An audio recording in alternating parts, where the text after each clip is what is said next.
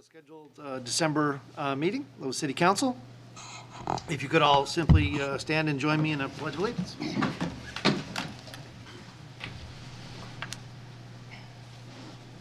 I pledge allegiance to the flag of the United States of America and to the republic for which it stands, one nation, under God, indivisible, with liberty and justice for all.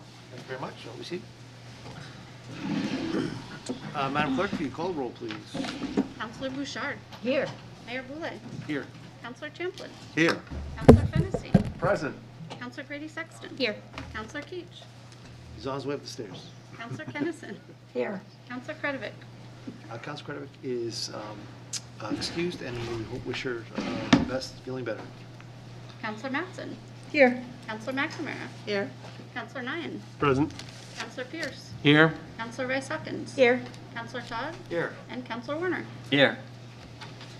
Before I take a motion on the draft minutes, simply would like to welcome Councilors-elect Brown and McLaughlin. Welcome this evening. We do have the minutes before November 8th, 2021 before us. Is there a motion? Move approval. Second.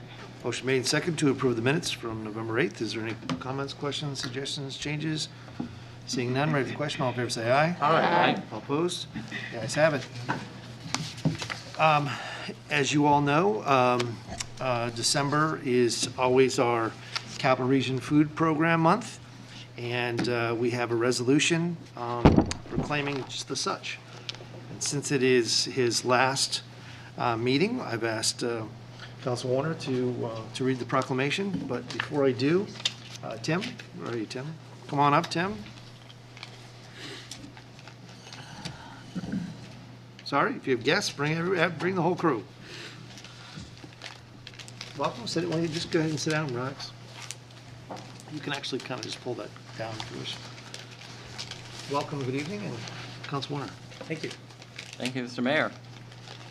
Resolution number 9406, resolution proclaiming December 2021 as Capital Region Food Program Month in the year of our Lord 2021.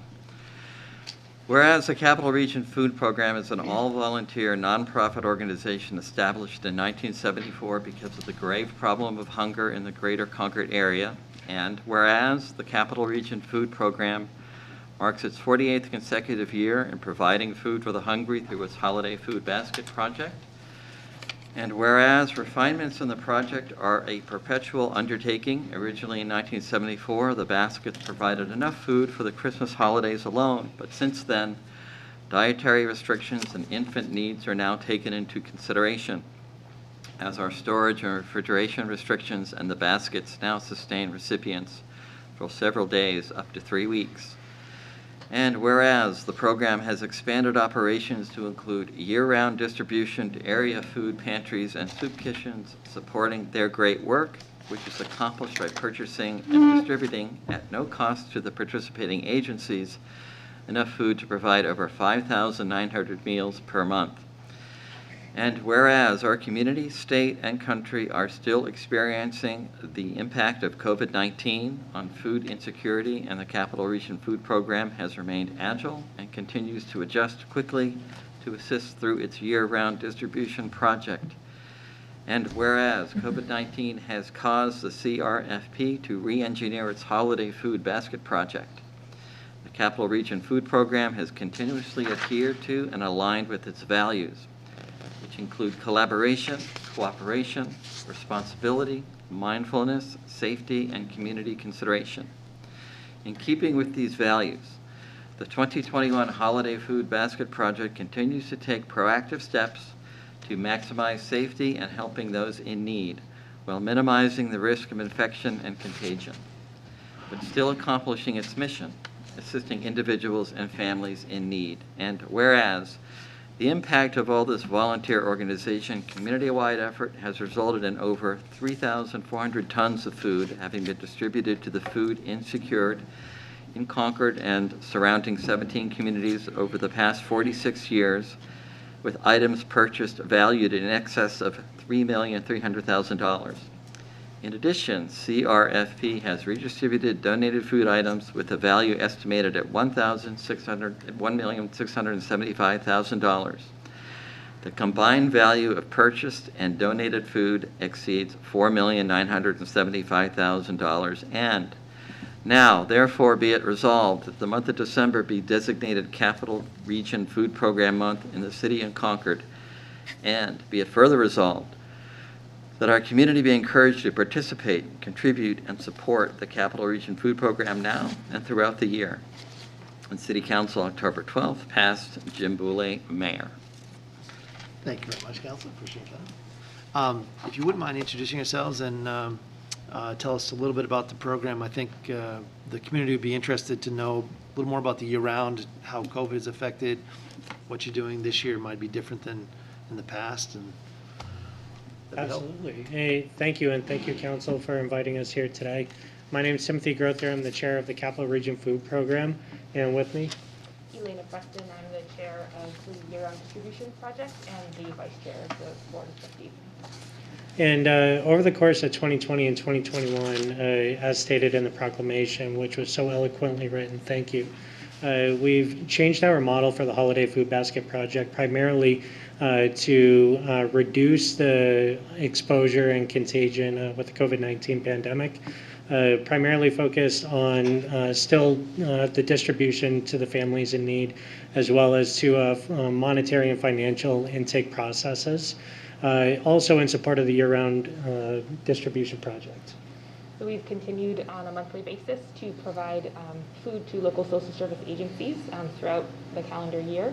We do adjust that for the month of December because of the Holiday Food Basket Project. So we will do a drop shipment of food to those pantries so they can stock all of their shelves, in addition to coordinating with them in our satellite locations in the city of Concord and in the surrounding 17 communities so that they can prepare the boxes that will be picked up by all of those recipients.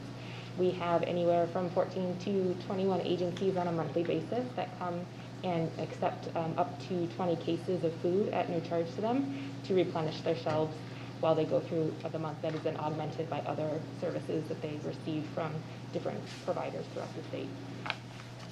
Great, great. Anybody have any questions? I guess I just want to say thank you.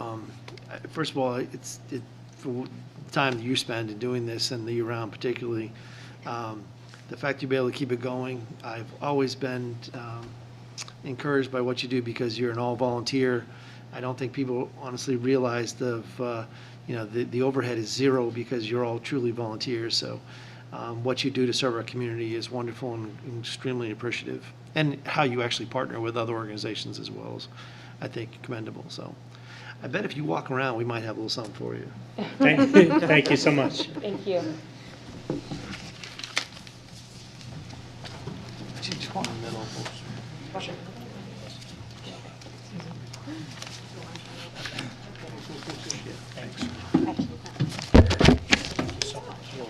Thank you. You're good. I just brought it. Yeah, I figured you'd be easier to carry. You're welcome. Here's your resume. How are you? How are you? Thank you. I really appreciate everything you do. Thank you so much. Thank you.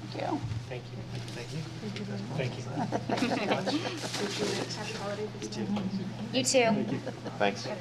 Be safe. Thank you. Thank you. Thank you very much. Super cute.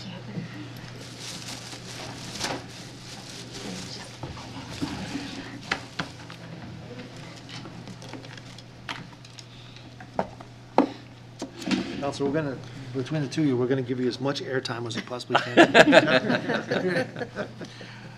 I bet you most motions are gonna be made by either Councilor Kentz or Councilor Whitson.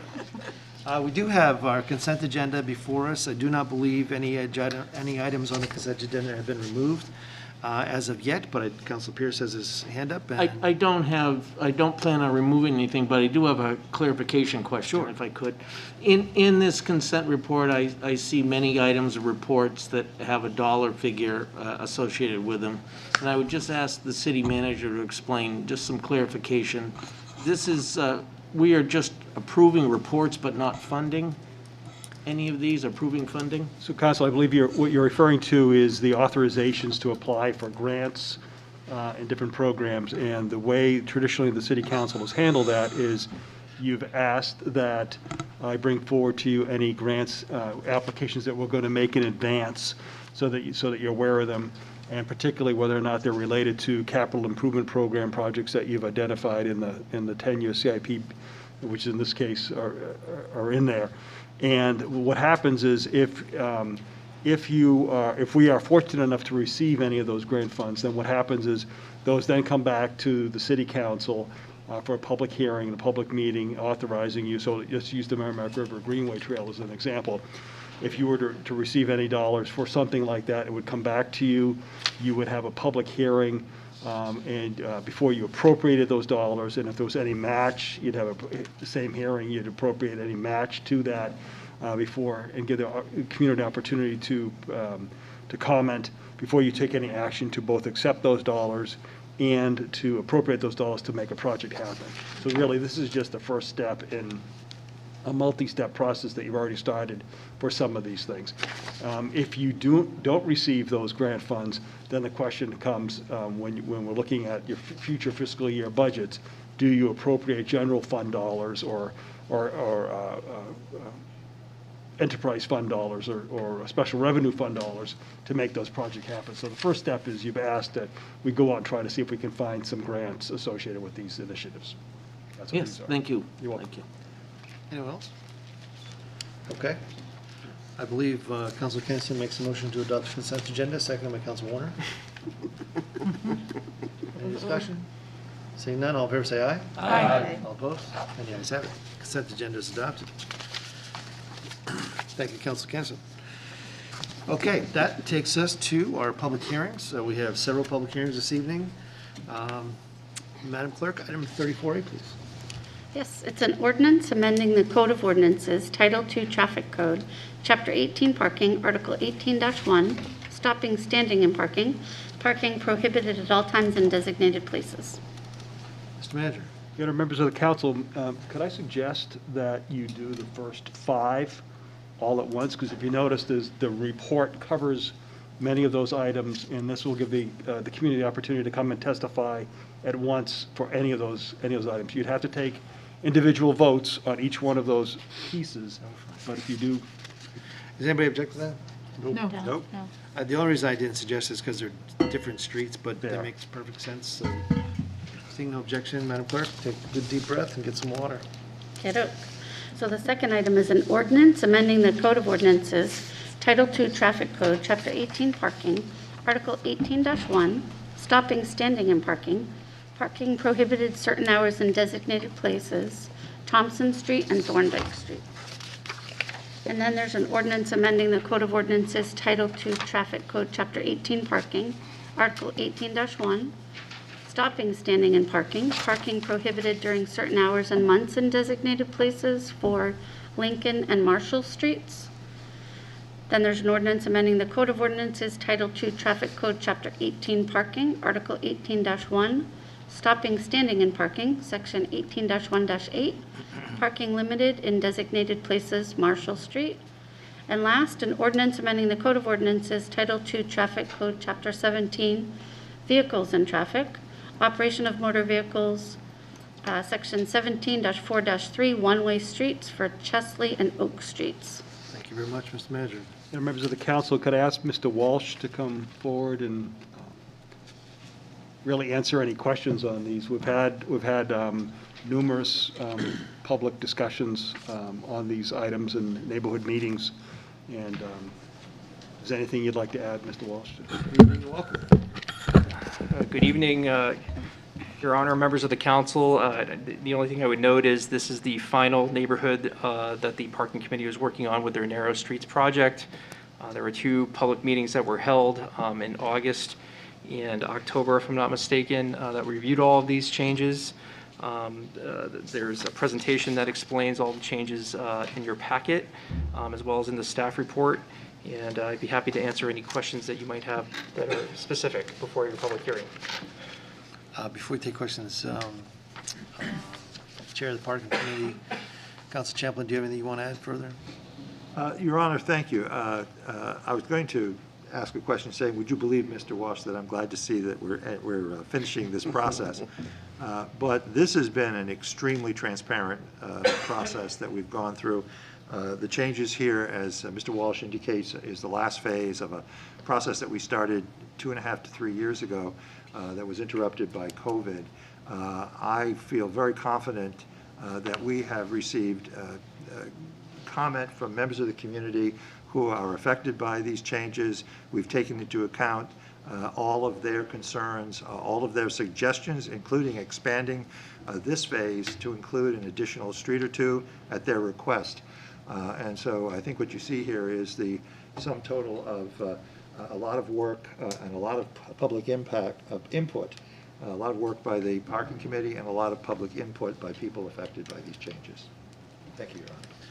Anybody have any question for any of these three individuals? Seeing none. All right. Thank you very much. At this time, we'll open up the public hearing on any one of the 5 items that are before us. Anyone wishing to testify? Okay. Seeing none, we'll close the public hearing. And Madam Clerk, that brings us to item 34F, please. It's an ordinance amending the Code of Ordinances, Title V Administrative Code, Chapter 35, Classification and Compensation Plan, Schedule D of Article 35-2, Class Specification Index for Human Resources Generalist. Thank you much. Mr. Manager. Madam members of the council, the labor grade and subsequent pay for the human resource generalist position classification has been identified as we looked at it through below the market grade for the labor market. In order to maintain a competitive and pay system for the incumbent, make sure it's fair, and achieve critical tasks for recruiting our systems, a labor grade should be raised from a labor grade 16 to a labor grade 18. The human resource generalist position is an exempt position, and this change would be able to complete within the funds within the fiscal year 22 budget, and would go in effect the first pay period in calendar year 22. The change to the Human Resource Department will allow the department to manage the workforce shortage and focus on the recruitment and innovations. You can imagine the number of positions that we're looking at replacing, while simultaneously continue to roll out the Munis modules and the Human Capital Management System. I'd be glad to answer any questions, and the Human Resources Director is here also to answer any questions you may have. Anyone have any questions? I guess I had one. Mr. Manager, I went back and looked at the budget that you presented several months ago, and I didn't see this in the change request order. I was wondering what happened between when we adopted just a few months ago and today. Could I ask the Human Resources Director?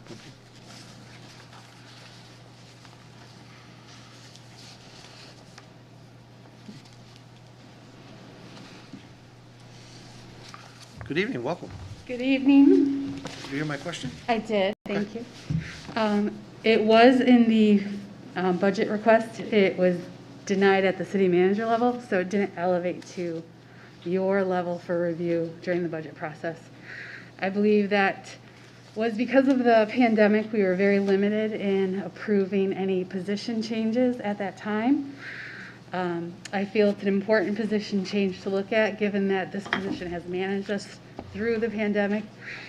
The subsequent workforce issues that have come up, particularly hitting municipalities. And also, during that period of time, we've also been implementing the new Munis ERP system, and that position has been a key component of that. So I felt it was important to bring it to your attention again. So, I don't want to dominate. Go ahead. Just what's the bottom line dollar amount we're talking about? It's in the report. Roughly, $1,100. $1,200, Okay. I thought. Thank you. For this fiscal year. So, 1,100 this fiscal year, what would it be in the next fiscal year? It would be 1,100, and then the person in the position would be at the maximum step.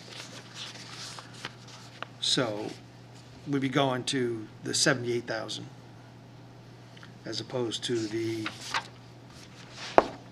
70,000. So it's about an $8,000 increase. Yeah, but they would move up to the 2.5%. But that's the range. Yes, that's the range. Okay. Anybody else have any questions? Seeing none, thank you very much. Appreciate your comment. Seeing no further questions, at this time, we'll open the public hearing. Anyone wishing to testify at this time? Seeing none, close the public hearing. And Madam Clerk takes us to our next item, item 34G, please. It's an ordinance amending the Code of Ordinances, Title V Administrative Code, Chapter 35 Classification and Compensation Plan, Schedule D of Article 35-2, Class Specification Index for positions of Cemetery Administrator and Assistant Director of Parks and Recreation. Thank you very much, Mr. Manager. Madam members of the council, I'd like to go through a little quick presentation on this, and then you might want to bring forward the unfinished business piece that the mayor pulled off last month to add to this, because then we can have just a general discussion about the Park and Recreation Departments. I think because the genesis of his question was how does all this fit together? Well, this is the other two pieces to that, so if you'd like to do that. But I will, let me do the quick discussion on this one, and then answer any questions you may have. So the Assistant Parks and Recreation position would go from a labor grade 21 to a labor grade 23. And the cost for that is $3,400. The Cemetery Administrator would go from a labor grade 17 to a labor grade 19. And the cost for that is $2,600. Again, that's for this current fiscal year, which we're about halfway through. The Assistant Parks and Recreation Director is currently responsible for all of the recreation programs and camps, operation and maintenance of the citywide community center, and the Merrimack Lodge. Also supervises over 30 year-round full-time and permanent part-time employees in addition to the seasonal summer camp and pool employees. The assistant is heavily involved in developing and recommending the department's annual operating and capital budgets. The incumbent is very involved in the community organizations, special planning events, and fundraising efforts to support departmental citywide initiatives for the clerk. So when we look at this position, and we do this when we look at why we're looking at the other positions, we look at all the positions in the department. That's why this one we're bringing forward. The Cemetery Administrator oversees the cemetery division of the department and oversees all cemetery operations. The incumbent is instrumental in the successful operation of the division, responsible for all office operations, supervises 14 employees, full-time and seasonal, and works with numerous volunteers and organizations to support the mission of the division. Cemetery Administrator also coordinates the cemetery capital improvement projects, as well as fundraising efforts to support programs and adopt a grade program. So you recall, we had a previous position in Parks and Recreation Department who oversaw all of the capital programs, capital elements of the programs throughout Parks and Recreation. Cemetery is part of Parks and Recreation. That position was eliminated, those responsibilities, and these folks, one of those responsibilities fell to these other individuals who are closer to the individual operations. So the Cemetery Administrator now directly oversees the capital projects related to the cemetery versus somebody outside of the cemetery operations. I'd be glad to answer any questions, and David Gill is here, and also Jennifer Johnston is here to answer any questions. Anyone have any questions? So I think you explained it, but I'm going to try it, just make sure I'm clear. The reason neither one of these changes appeared in the change request in the budget that we just adopted is, or at least one of them, is because you eliminated a position. We had, one of them was because I should say, the position that we've held vacant for a while, we've decided to try, which is the one that was pulled last month, we've decided to move forward and fill that position, but change that position, if you allow it, to change that position, I should say that position already exists, but to fill that at a higher level, so to speak.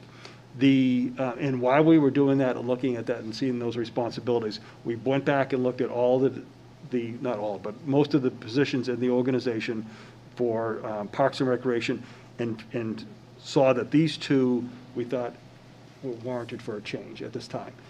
Traditionally, and I think what may be causing you consternation here, traditionally we've done that as part of the budget process. But because of the climate that we're in and that we're looking at them all now, we came to the recognition of this now.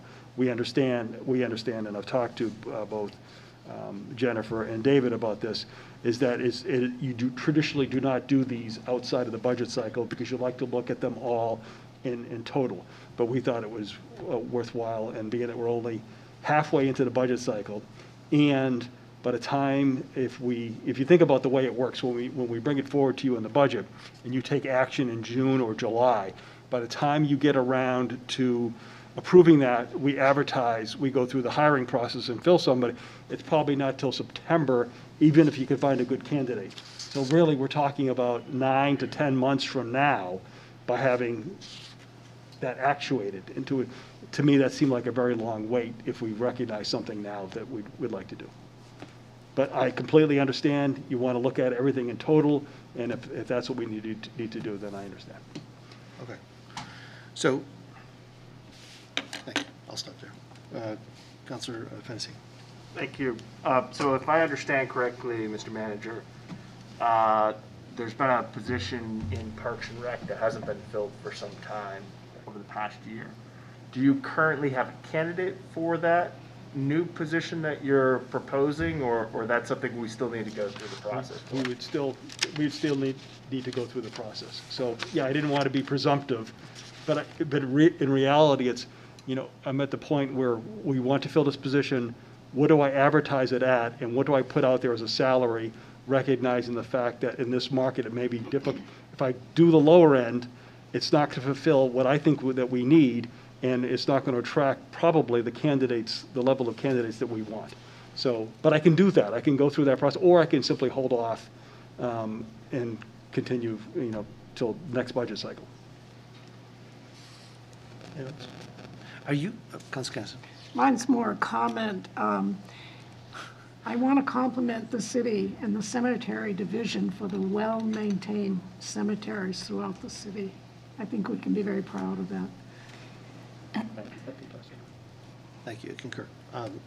Councilor Grady-Sexton. Thank you, Your Honor. I would like to agree with Councilor Kennison. I think the cemetery department has done an extraordinary job, and I also anticipate wanting to do a little bit of a deeper dive into that area of the budget this budget cycle to determine that whether or not they have the resources that they need. I think that is a very, very lean department. And so I think I'm going to vote against this at this time so that we can take a more holistic view later on when we take a look at the budget and take, as I said, a deeper dive into the cemetery department. We haven't opened up the public hearing yet. We're going to do the public hearing, and we'll get to the action phase in a little bit. But I appreciate everybody's comments. I guess my second question that I should have asked earlier is, so the position that's currently vacant, are those the dollars that you're using to fund the two raises of the $3,388 and the $2,629 for the rest of the remaining fiscal year? Correct. And then so, although it's just $3,388, $2,629, what we're really doing is we're moving one position from the $72,843 to really the $82,056, and then the other goes from $93,626 approximately, and that would be then go to the $115,939. Is that right? Is that the top? Are you reading the top of the scale? Yeah. Yes, that's correct. Okay. All right. Okay. Any further questions? All right. Seeing none, at this time, we'll open the public hearing. Anyone wish to testify on these items? Seeing none, we'll close the public hearing. And Madam Clerk, that takes us to our next item, and that would be 34H, please. Yes, it's an ordinance amending the Code of Ordinances, Title V Administrative Code, Chapter 35 Classification and Compensation Plan, Schedule D of Article 35-2, to add a new position to the Concord Fire Department, an Advanced Emergency Medical Technician Firefighter. Thank you very much, Mr. Manager. Okay. So before you ask, we've been working on this one for years, and it's finally come together temporarily, so hopefully we can keep it together for tonight. So the Suppression Division of the Fire Department currently has 2 firefighter level positions, firefighter EMT and firefighter paramedic. The 42 hour per week labor grades for these positions are 15 and 17 respectively. The fire department is recommending the creation of a fire advanced EMT position, which would be labor grade 16 on a 42-hour schedule, so right in between the 15 and the 17. The advanced EMT certification is between the EMT and the paramedic. The addition of the firefighter advanced EMT as a labor grade and recognized position within the Concord Fire Department will improve the level of care that is being provided to the community. This position will provide a higher level of support and assistance to paramedics on our ambulances.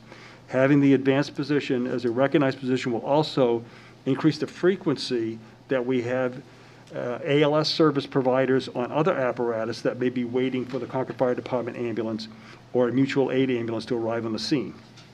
We currently have 8 advanced EMTs on staff and 4 in school to achieve this advanced status, and 1 vacancy. This would result in a reclassification of EMTs to advanced EMTs, the potential for, in fiscal year 22 to cost about $27,000 to do this. I think this, given the medical situation that we're in, the community's in right now, this is money well worth spending to increase the level of services that our staff provides on the ambulance. I see a number of people. Sean is here, fire chief is here, along with many of his staff, and we'll be glad to answer any questions. Thank you very much. And just to be clear, this is a new position. This is not something that exists today. This is not something I could do on my own, correct. Gotcha. Anybody else have any questions for the manager? Counselor? Being the advanced EMT with the 2 years, I understand that the medical services, they can provide more and different medical services en route than just a regular, that a EMT could, correct? Correct. I believe that's... They have a higher level of skill set.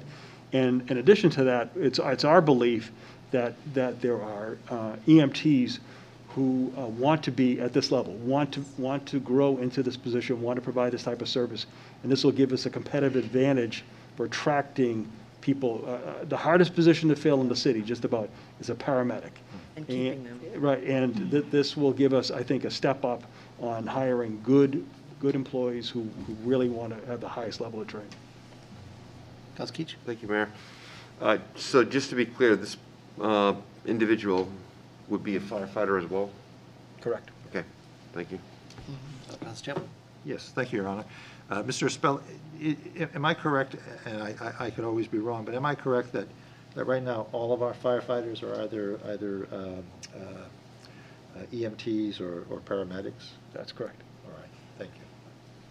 Anyone else? All right, I'm gonna do my best to see if I can make you squirm. So,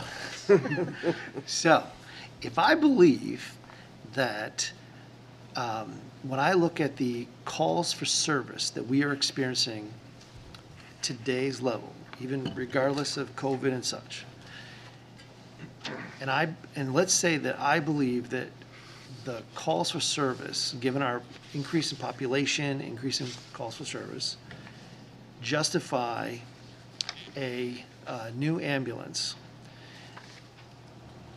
would you say that this does not replace that need, but it simply helps to work with that ultimate solution? Thank you for asking me that question. This I see as step one in a multi-step process to get to ambulance 1. It's inevitable that we need that. It needs to be put into place. The question is really how to afford it, and when to put it into place. So I think this is the necessary step we do during this fiscal year. And then the next step, just as Councilor Grady Sexton was talking about, taking a deep dive into park and recreation, we need to take a deep dive into the fire department ambulance service. You just bought 2 new ambulances, and they're over, what, $500,000 each, Sean, I think? $300,000 each. And It's a deal. It's a deal. He got a deal. Yeah. I was thinking, you know what I was thinking? I was thinking the ladder that's coming this year for $1.5 million. So I was getting We're already saving money. I know. Mr. LeBrun's starting to sweat. I know. I think the next step would be to take a look at moving to a higher staffing levels essentially for the ambulances, and then the next step after that would be ambulance 1. But I think we could take this in a stepped process. It's the most fiscally responsible way to approach it, but also providing higher levels of service as we go through this. So, because I don't know if you're not ready to financially to take the big step, but you're going to have to do that very shortly. So, Thank you, I appreciate the answer. Anyone else? Anyone else? Seeing none, at this time, we'll open the public hearing on this item. Anyone wishing to testify? Okay, seeing none, we will close the public hearing. And Madam Clerk, I believe it takes us to item 34I. Yes. It's a resolution appropriating the sum of $33,000 for an information technology network security engineer and authorizing the use of $33,000 from fund balance for this purpose. Thank you very much, Mr. Manager. So as you recall, Council, that we, when we looked at putting together the fiscal year 22 budget, we focused, and I think you asked Eddie Draus, the IT director, what was needed, and I asked him what was needed. And he prioritized the help desk position, which you funded, which really provides great support to all the city staff and all the programs and working with, whether it's we're working with the FBI or whether we're working with the red flag requirements for collections. But the next one right behind there, and he told me he needed both, and you knew that we needed both, but we couldn't quite afford it and come in with a reasonable tax rate, was the network security position. And looking at this now, given our financial situation, which is strong, and given the current environment from a technology standpoint and our requirements, I'm bringing forward this position. It's unusual to add a new position to this, which has been one of your priorities all along, but I didn't think we could afford it back in June. So the request is to increase, add this position to increase business security requirements. Given the increased complexity across city infrastructure, including expansion of mobile clients, encryption requirements, online threats that we believe are not currently being addressed the way we'd like to do it, and the criteria to meet all the compliances, whether it's the personal requirements for the banks, the FBI standards, the HIPAA requirements, and financial audit standards as they continue to increase. We believe that we need to add this position. We'll move forward for a more secure data environment, so that's really protecting the information on the residents and the businesses that we currently have. We'll improve network security upgrades, penetration testing, and help to meet industry standards. The anticipated full-year cost for this position, this is a medium-level number that we're looking at right now, could go higher, is about $121,000. For the remainder of this fiscal year, we believe at the best we could have somebody start March 1st. It probably will take, and that cost for the rest of this fiscal year is $33,000.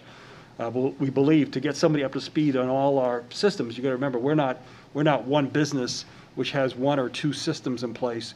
We're many businesses, all of which have different requirements. So the fire department has a different technological requirement than the police department, than does the SCADA systems at the water and wastewater department. So to get somebody up to speed enough to that they're going to be in a good position to provide a lot of support for us is going to cost a year. I mean, it's going to take a year. So I'm suggesting we do that now, appropriate the $33,000, hire somebody March 1st, have them up to speed, hopefully within a year. If I don't, I bring this to you in, again, if I bring this to you in May and June, and you vote it in June, July, and we bring somebody in at best in September or October, then it's going to be another to the next October before they're really useful to us. So I think given the environment, it makes sense to move on this now, and I believe we can afford it. So I recommend that we move forward with this. Thank you very much. Council Chamberlain? Thank you, Your Honor.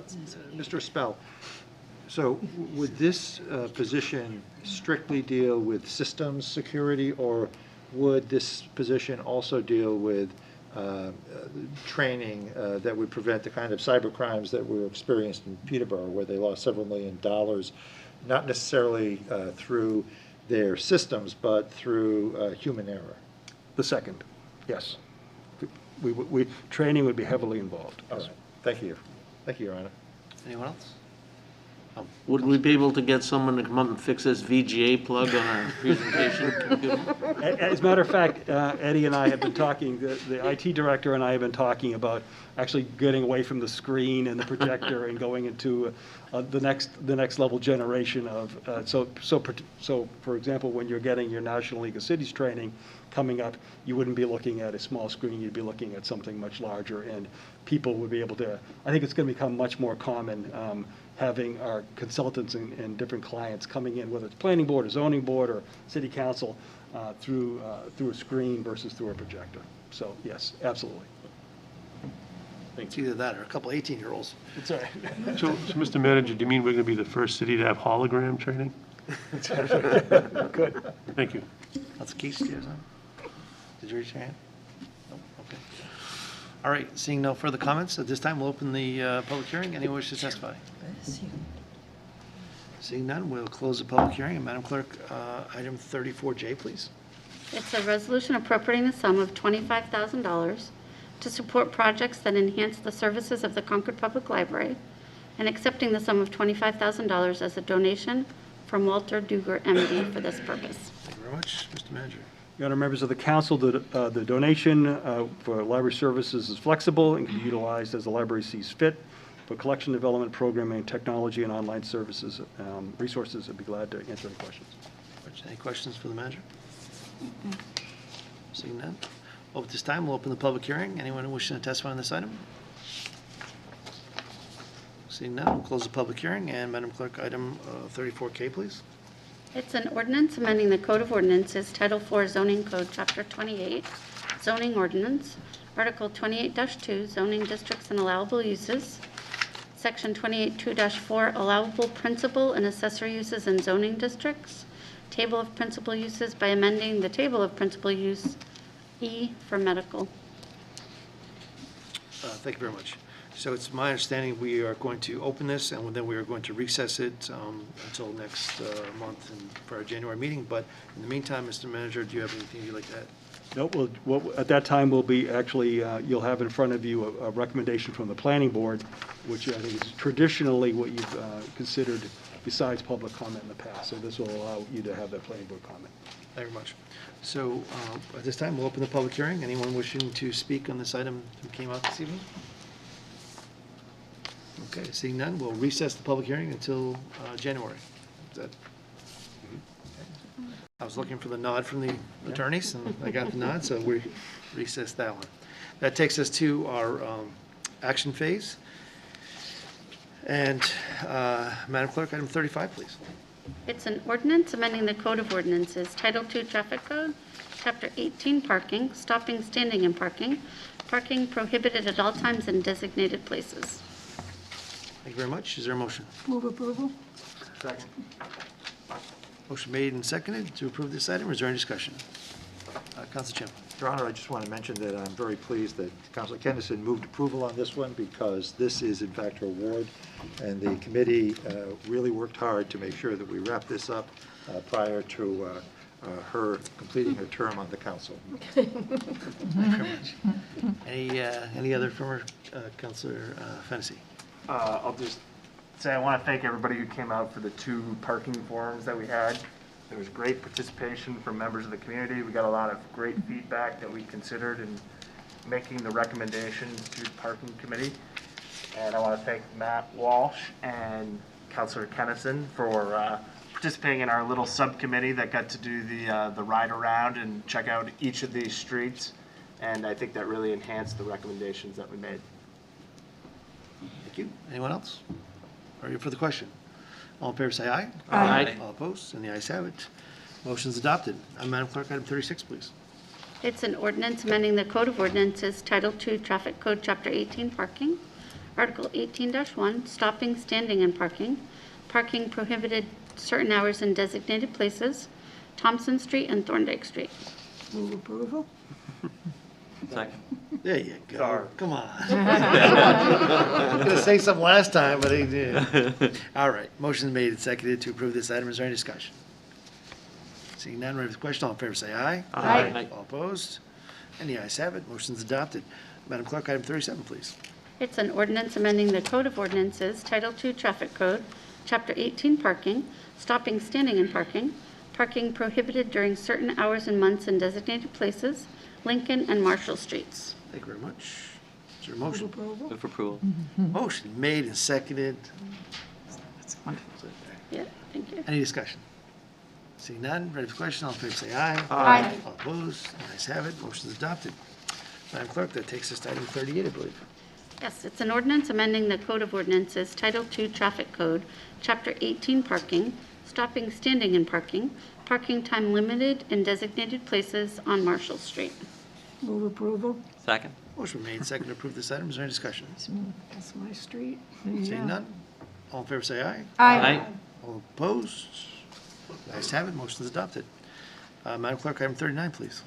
It's an ordinance amending the Code of Ordinances, Title II Traffic Code, Chapter 17 Vehicles and Traffic, operation of motor vehicles on one-way streets, Schedule 6, Chesley and Oak Streets. Move approval. Second.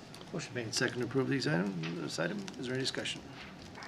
Seeing none, all in favor say aye. Aye. All opposed, motion is adopted. Takes us to item 40, Madam Clerk. It's an ordinance amending the Code of Ordinances, Title V Administrative Code, Chapter 35, Classification and Compensation Plan, Classification Specification Index for the Human Resources Generalist. Thank you very much. Is there a motion? Move for approval. Second. Motion made and seconded to approve this item. Is there any discussion? I'm going to vote no on this one, not because I don't think it necessarily should be done at some point, but, you know, I just feel strongly that, you know, we spend hours and hours and hours going through, you know, a budget. And, you know, unlike, for instance, the IT position where it was in the budget, we did see that, we all wanted to fund that, but we had to make tough choices at that time. And I don't doubt that, you know, some of these things that I've written is probably true, and it probably doesn't sound like a lot of money, but in the next year, it is more money. It's significantly more money. It's a whole different pay grade. So I think I'd like to be consistent, supporting our efforts during the budget. And if it is critically important and needs to be done, then I'm sure we'll see it again in June. So I'll be voting no, but no offense to anybody in the position. I'm sure they do a great job. I just come back in June during the budget process. Anyone else? Ready for the question? Oh, Council 9. Thank you, Ron. I appreciate you speaking the way you did. Frankly, I find some of these positions, I view the same way you do, and others I view are certainly worthy of a mid-year increase. So I too will be voting inconsistently on the next 4 items.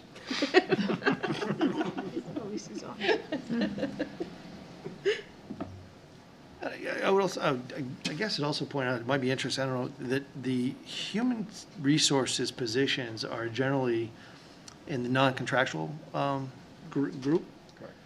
Whereas I think some of the ones we're going to talk about coming up are, at least one of them is in one of the unions. That's a negotiated bargain and thing. So I fully recognize this is an exempt position, but that's right. So any further discussion? All right, seeing none, all in favor, say aye. Aye. All opposed? No. No. And we'll still show hands, just so I'm not in doubt. If you are in favor of the motion, please signify by raising your hand. 1, 2, 3, 4, 5. And if you are opposed, please raise your hand. 1, 2, 3, 4, 5, 6, 7. And the motion fails. Do we have a subsequent motion? Or do we need one? Fails to pass. We don't do it. Just done. Wow. You're testing my parliamentary things in December. Wouldn't a subsequent motion be a negative motion and those are allowed? Right. The motion would be to deny Right. to not It accept. did not accept the report. pass. Correct. Okay. So I make a motion to accept the report and direct the manager to consider the salary increases in the upcoming budget cycle for our review. Second. Second. Okay. That's fair. Is everybody clear on the motion? No. So I believe the motion, I'm going to give it a whirl, but you ready? The motion is to accept the report, but to come back during the next budget cycle, or to consider during the next budget cycle. I don't think you necessarily accept the report, because the report is actually changing the job classification.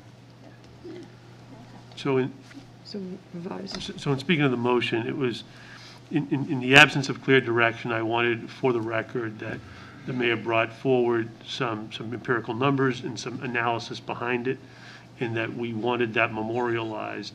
And really what we wanted to do was to bring the discussion, to push the discussion into the appropriate budget cycle.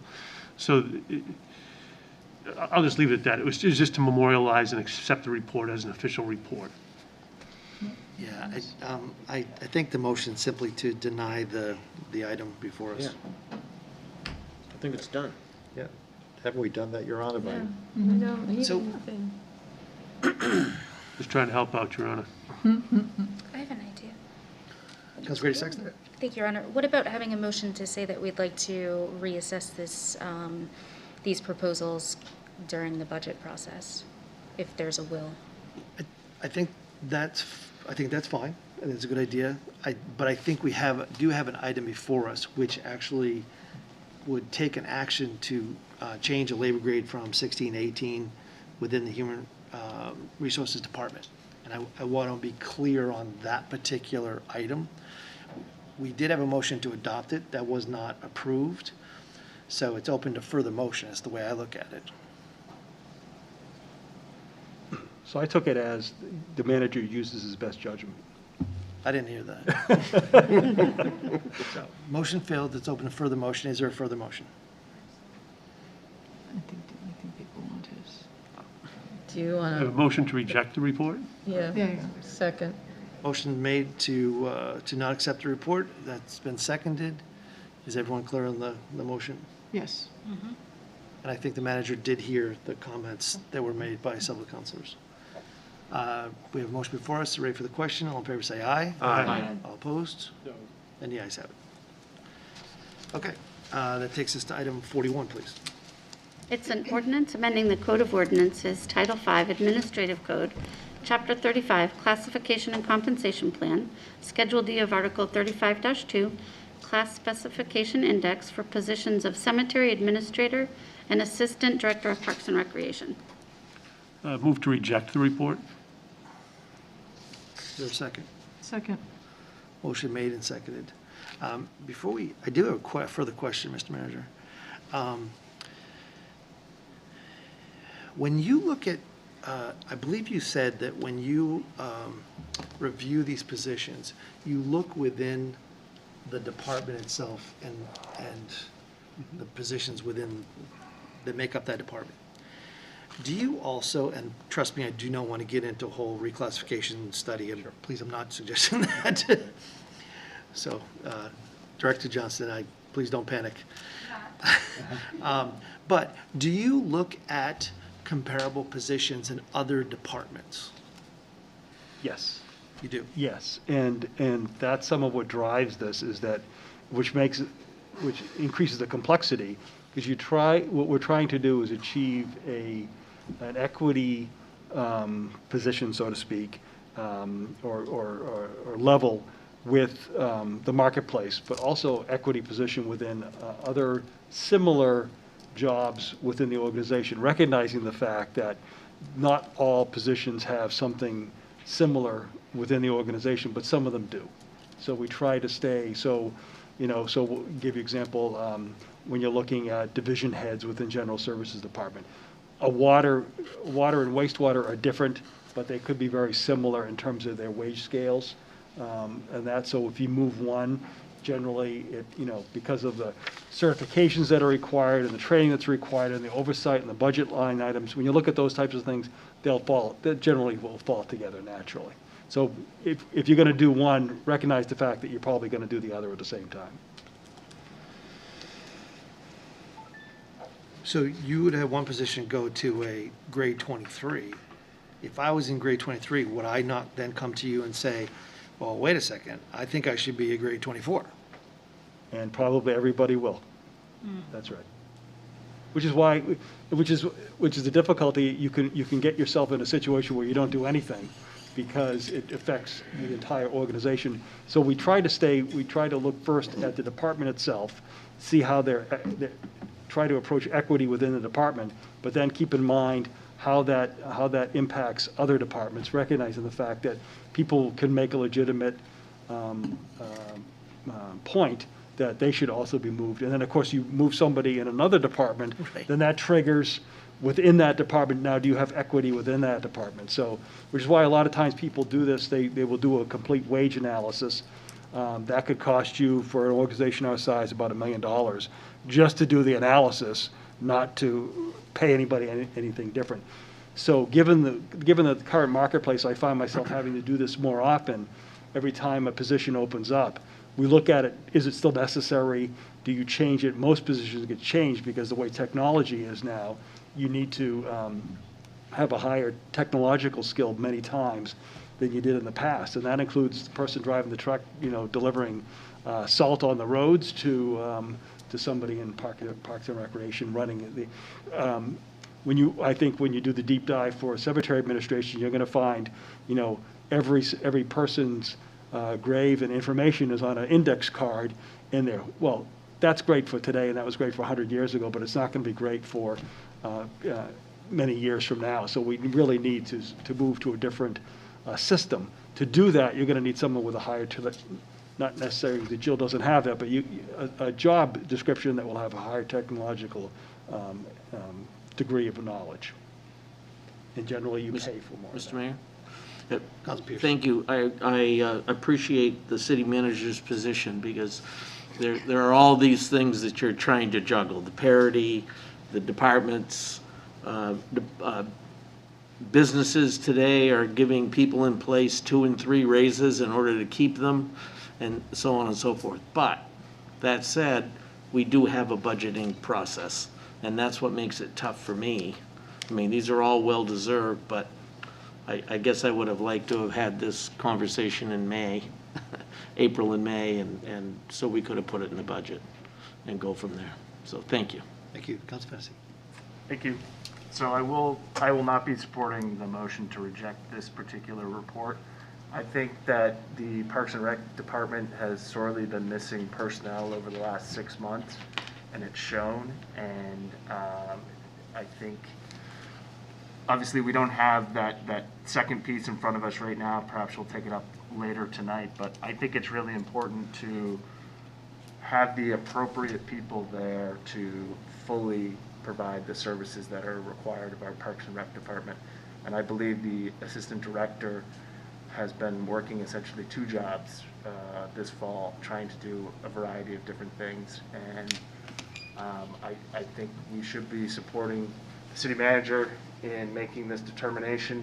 While I appreciate that things should come through the regular budget process, I trust that the city manager, when he brings stuff to us in an off-budget cycle, that there's a reason for it, and I think there is an appropriate reason for it here.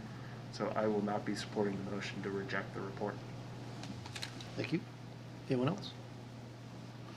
I'm going to support the motion to reject it. I do strongly recommend that during the next budget process, both these may be appropriate. 93,000 may not be the right number. It may be the 115 number to be, a labor grade 23. But I would hope if you bring it back that there's some stronger rationalization from a department view in total to making sure that, within the department, and if all the numbers are, they're all printed online. You can go check, everyone can look for themselves, but, within the department, there's some real discrepancies from folks here to folks here, and I think that I just would,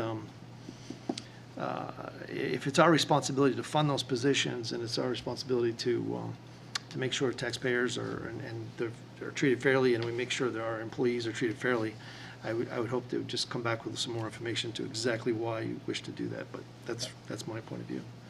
Anyone else wishing to speak?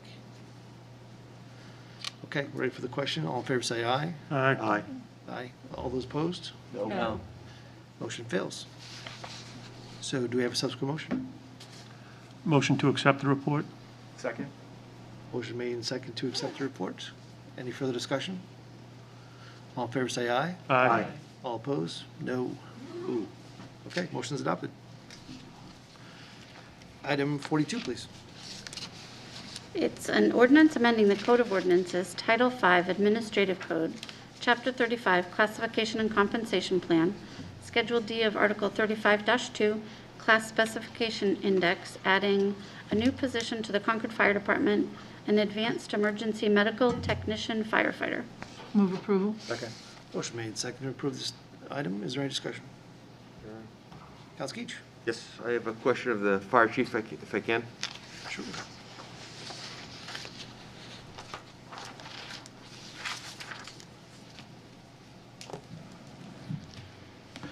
Thank you, Chief. This is sort of my annual question. It regards mutual aid and how often we go out of town and how often they come into town. And is that system equitable or not? Because it seems like, I think it depends on the community, but in some cases we subsidize other towns around us that aren't properly funding their departments. So the report for mutual aid received to date is 126 times received for year-to-date calendar year 2021, and given is 208. And yes, there is disparity. Some towns give more than they receive, and others receive more than they give. Okay, thank you. You're welcome. I don't have a solution to that, but it just seems, it's a bit of a problem for me personally, but. Yes, And it depends on the community, right? I mean, yes, it does. I suspect there's probably a couple of communities that feel the same way about Concord as well. Two in particular that probably feel that we take more from them than we give to them, so. Okay, thank you. Any further questions while we have the chief here? Appreciate it. Thank you very much, Chief. Thank you. I apologize. Do we have a motion? Yes. Yep. Any further questions, comments? Ready for the question? All in favor, say aye. Aye. All opposed? And the ayes have it. Motion's adopted. Madam Clerk, item 34, please. 43, please. It's a resolution appropriating the sum of $33,000 for an information technology network security engineer and authorizing the use of $33,000 from fund balance for this purpose. Move approval? Second. Motion made and seconded to approve this item. Is there any discussion? Council Knight. Thank you. I just want to recognize the IT director and the staff for a phenomenal job. This is a position that, as you yourself, Your Honor, and the city manager mentioned, that we looked at during the budget process. I don't want to say I'm surprised that we haven't had, more vulnerability, but anything that we can do to increase security in the IT infrastructure, I think is money well spent. I will add that the auditing agencies now do look at these types of things as well. And without question, I support this wholeheartedly. Thank you. Anyone else? Council Chamberlain. Thank you, Your Honor. I just want to echo what Councilor Nyan said. I know that there are a lot of us around the table who have, over the last couple of years, talked about and expressed concern about ensuring that the city is strengthened, the city's cybersecurity is strengthened. And I think that recent events, both in New Hampshire and elsewhere, have underscored how important this is. So thank you to the city administration for moving forward on this.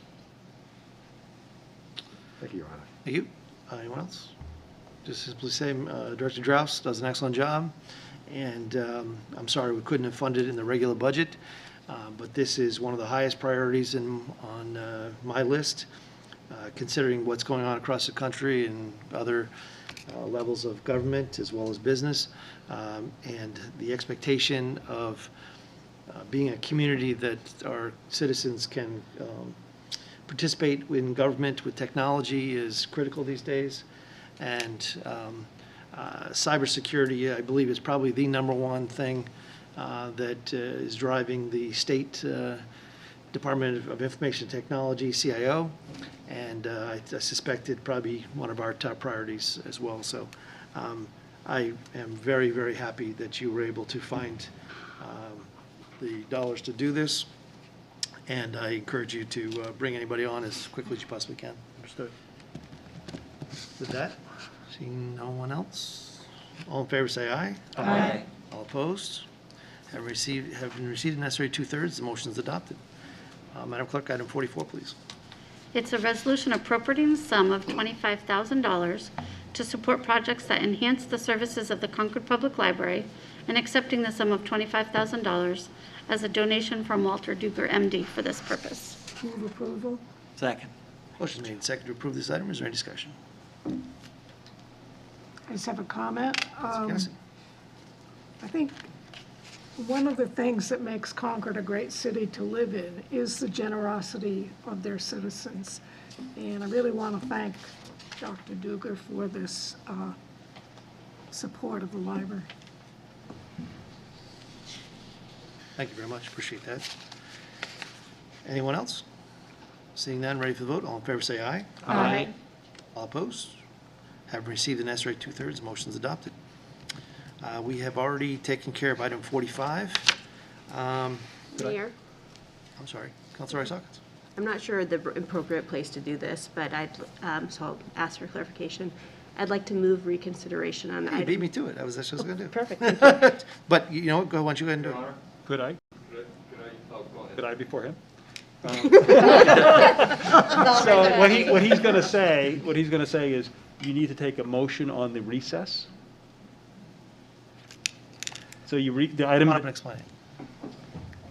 Just by way of a procedure item, to be clear on there was a discussion to recess the hearing, and just to be clear, in the abundance of caution, or I guess the belt and suspenders, is just to have a motion for recess, because now we're in the action phase on this public hearing that was noticed. And so in the action phase, you can have a motion for recess until January, and then you can collectively vote on that. It's my understanding, I guess I understand the rules differently. It's my understanding that since it never made it to the action phase, because we just recessed it, so there's no motion to be taken during the action phase because it never made it there. Does that make sense? It won't make it till the action phase until January. The public hearing is being recessed. Correct. And so there just wasn't a formal vote on the recess, is all I'm saying. You don't have to. The chair simply recesses the hearing. We could do it, I mean, I just want to be clear that this matter is recessed until January. I'm trying to be clear and be consistent in what we've done in the past. So correct me if I'm wrong. You have public hearings that are open, close, and that we, under our rules, then we move to an action phase, which we take motions and debate those motions, et cetera, right? If we have a public hearing and we recess the public hearing, right, that never gets to the action phase. So let's use a real example. Let's use the item every spring that we talk about, I believe it's spring, in terms of the assessments, the rolling assessments that we do. And you have to have 2 public hearings on that, correct? That's correct. So after the first public hearing, we never get to the action phase. Before the action phase, we recess the public hearing, and then we reopen the public hearing the following month. Is that correct? That's correct. So in that first meeting, we never get to the action phase because the hearing is recessed, correct?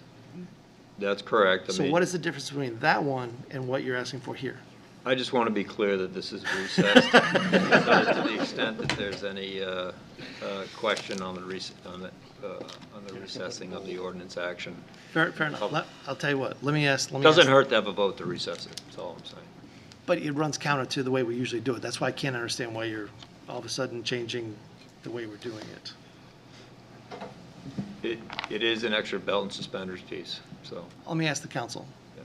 Given our past practices, of how we have open and closed meetings, open, recess meetings. I gave you the example of the assessings department and such. Would you feel better if we take a motion during the action phase? Or do you think we have sufficiently recessed the meeting? What's your pleasure? Recess is a recess. I need 2 Tylenol. Councilor Isakis. With all due respect, Mayor, we pay this man to do this job, so I will gladly make a motion if that's what we'd like. Fair enough. We have a motion to, why don't you state the motion? Motion to recess the public hearing until January. Motion made by Councilor Isakis to recess this meeting to January specific, the January regularly scheduled city council meeting, correct? Yes, Your Honor. Is there a second to that? Second. Motion made and seconded. Any discussion? Seeing none, all in favor say aye. Aye. All opposed? No. And the ayes have it. Councilor Isakis. Thank you. I'd like to move reconsideration of item number 40. Thank you very much. Is there a second? I'll second it. Thank you. Would you like to speak to the motion? Sure, thank you. I would appreciate people would reconsider this. I didn't expect there to be debate over it, so I hadn't prepared remarks prior, but Remember, this is just on the position- reconsideration motion. You don't have to speak to the actual item, just on the reconsideration motion. Oh, in that case, I would encourage people to support the reconsideration motion because I have some points I'd like to make about this item. Thank you very much. Everybody clear on the motion? All in favor say aye. Aye. All opposed? No. Chair's in doubt. If you wish to reconsider this item, I ask you to please raise your hand. 1, 2, 3, 4, 5, 6. If you wish not to take up this item, please raise your hand. And the motion, what was it? There were 7 initially, so if everybody's voting, there'd be 7 both times, right? Right in the middle. Or 8. I didn't vote because I couldn't We're not figure even down a out what we person, were so doing. yeah. I'm going to pose it one more time because Councilor Kennison says she wasn't sure. So, if you wish to reconsider item 40, okay, then item 40 was the human resource generalist, moving from one labor grade to another. Yeah.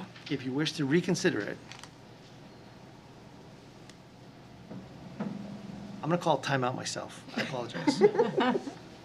Our city solicitor's got me so flustered I can't even think. How did you vote on the original motion? Yep, I, Did you vote to deny the original thing? I don't think you did. no, so I wasn't part of the prevailing party. She was not on the prevailing. So, I'm going to make this. I voted to accept the denial. I will make the motion to reconsider. I'll second. And I would ask you to please support the reconsideration motion so we can take up that item one more time. Are we clear on the agenda, clear on the motion? If you wish to reconsider, please say aye. Aye. If you oppose reconsideration, please say no. Motion's adopted. Okay, we have now reconsidered item 40. Given the actions that we took on item 41, I think it is only fair to take this like action with item 40. Plain and simple. Councilor Isakis. I'd also just add that the report says that we're paying under the market rate for this. This person is exempt, so they don't get any additional dollars for the time that they're putting in to serve the city. It's a pretty nominal amount increase and parity for what else we did here tonight. Thank you. Anybody else like to speak to the motion? Councilman. I'd also like to reiterate something that Council Fennessy said, which is, the manager brought this forward in good conscience that it was the time to do this, and I respect that. So thank you for making that comment. It's something that I've always felt that while we control the budget strings, it's certainly within the manager's discretion to bring that forward. So thank you. Anything further? All right, we have a motion before us to accept item 40. No, I apologize. We simply voted to reconsider. Is there a motion on item 40? Or did you make it?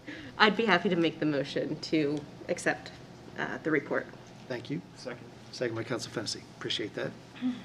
I'm going to catch it on one of these years. We have motion that's been duly seconded before us. Any further consideration? Seeing none, all in favor say aye. Aye. All opposed? The ayes have it. Motion's adopted. Thank you very much. Appreciate you taking that up again. You want to take up item 45 again? Are we good? All right. You'd have to reopen the public.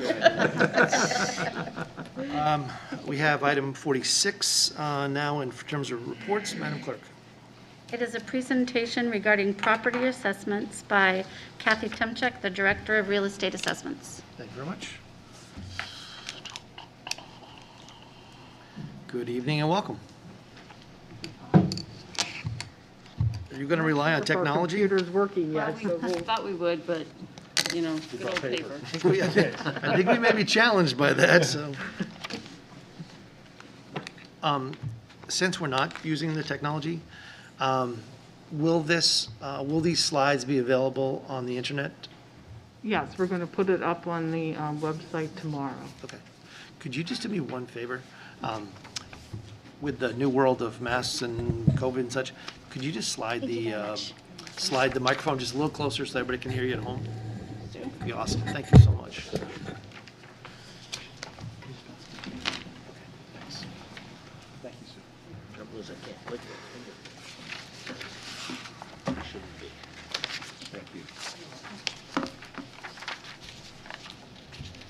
It's good to see you, Director. You've made my email light up and made me very popular recently.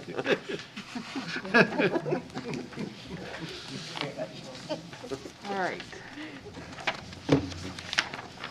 So thank you for having us here tonight to talk to you about assessments. Before I go on, can you hear me? Am I loud enough right there? Pull it closer. No? Thank you. No, Or thank pull you. it just without, yeah. Oh. No, Oh, no, you're. it's not gonna work to take the mic and unwind it around the cord, I think. Mr. Bahia, where's the IT? There you go. Mr. Davis is not security, so he left. All right, how's that? That Thank better? you, Counselor. All right. So I thought tonight specifically, just very quickly going to go through some background about assessments, and then we'll get more into what exactly happened this year in Concord. So as a review, by statute, RSA 75-1, selectmen are supposed to appraise property every year at market value. There are a few exceptions to that, and those are in statute. So for example, that could be like current use, 79E, residential in a commercial industrial zone. There's numerous other ones, but those are just some of them. So historically, since 2004, as the market has changed, Concord has adjusted assessments to reflect what has been happening in the marketplace. So every year we review, analyze, and update our property assessments to reflect what's been happening in the market. We don't set the market, we analyze the market. We set values based on what's happening in the market. So this past year for April 1, 2021, we reviewed 15 months of sales. 15 months of sales in order to analyze and determine assessments for all properties as of April 1st. So this review includes, we look at deeds, we research deeds, we review MLS listings, we review other online listings, we review our property record card to try to make sure if our information is correct.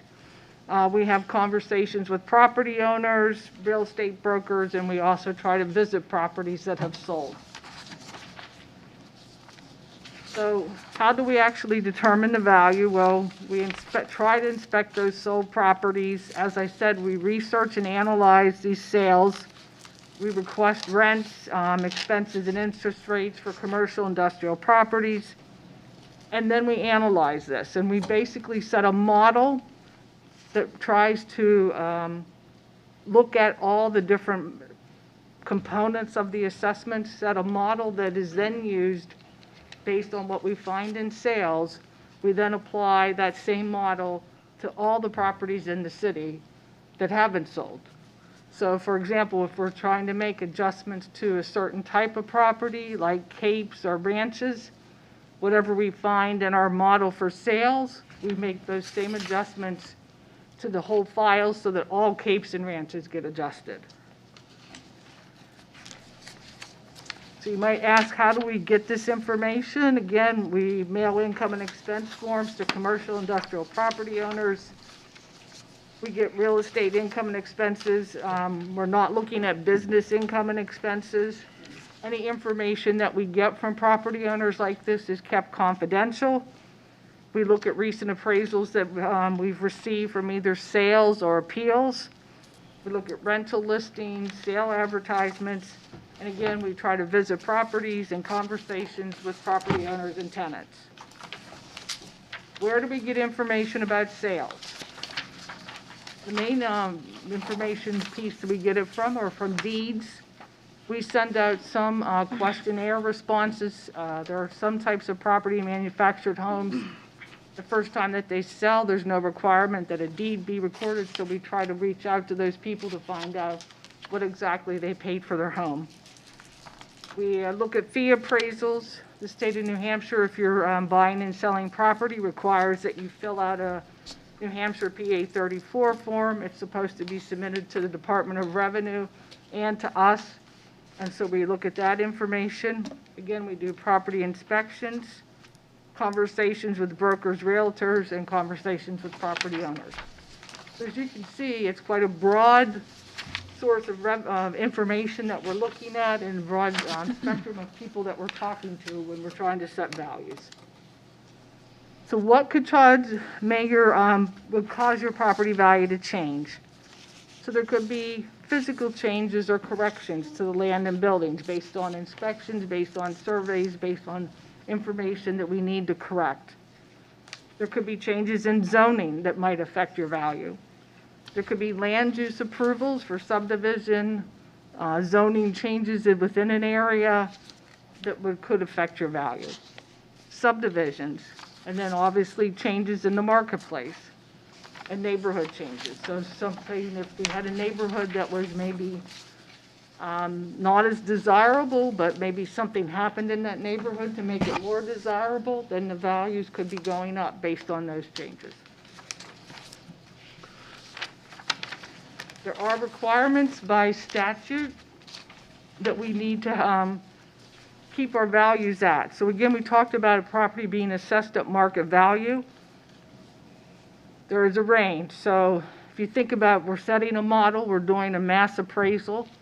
We're not doing a fee appraisal on every piece of property. So we're doing a model that's going to value all the properties. We're required to have each strata or group has to be appraised within 5% of the overall level.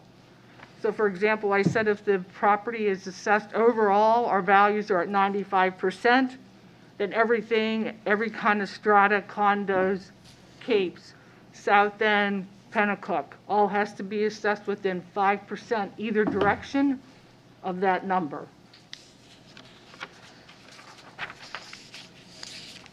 So this is just a real simplified version of what we do with sales. So basically, if these were sales that we had in our community, and you see our goal is try to be at 100. We're never always going to have everything at 100. But let's say we had sales and they were like a little more than 100, one's at 110, and then we had some other ones that were down here like closer to 95, 80%. So there's a pretty big range between those, the 80-something and the 110, which would not be acceptable. So we need to make adjustments to property values to get them closer. And so that's what we do, is we make these models, determine what adjustments need to be made to make the assessments closer.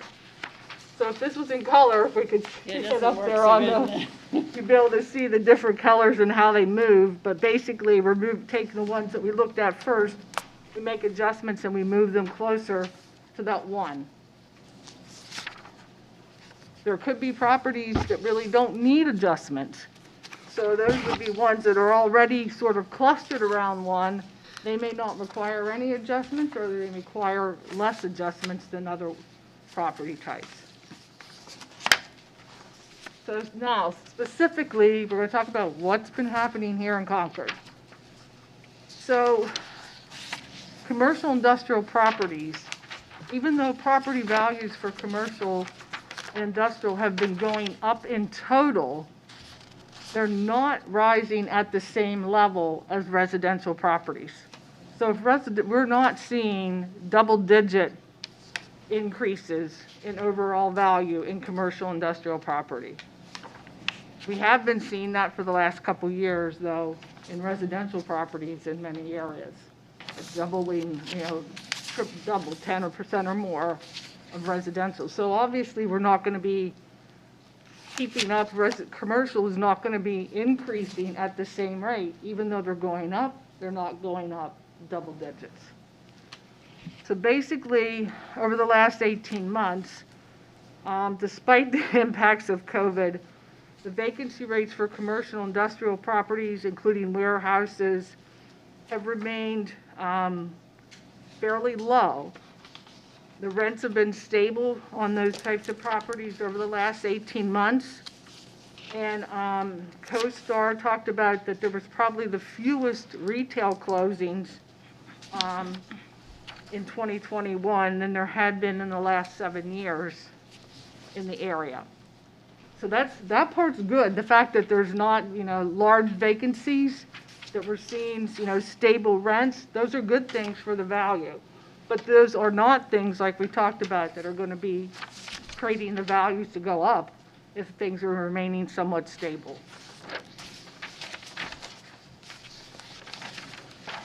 So the office market, vacancy rates still remained low for April 1. Rents have been somewhat stable, although they've started to decline slightly. So that's something we're going to need to be able to keep an eye on, what's happening with our office rents. And it's possible that for 2022, depending on what happens between now and next spring, there might need to be reductions actually in those types of properties, but we'll have to wait and see. So, we've got stability.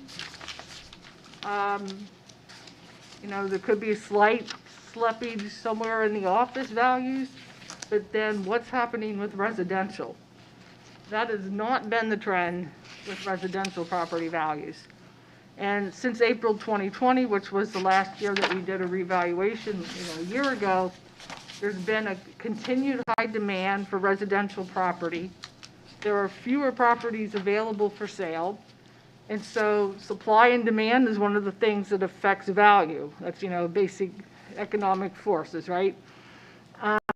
And then we have these historic low interest rates on top of that. And so that has sort of created this perfect storm of values for residential properties going up a lot.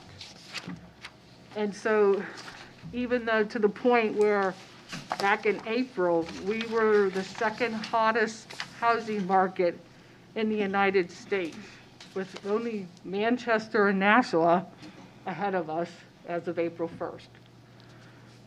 For October, I think we were still number 8. We dropped down to 8, but we were still within the top 10.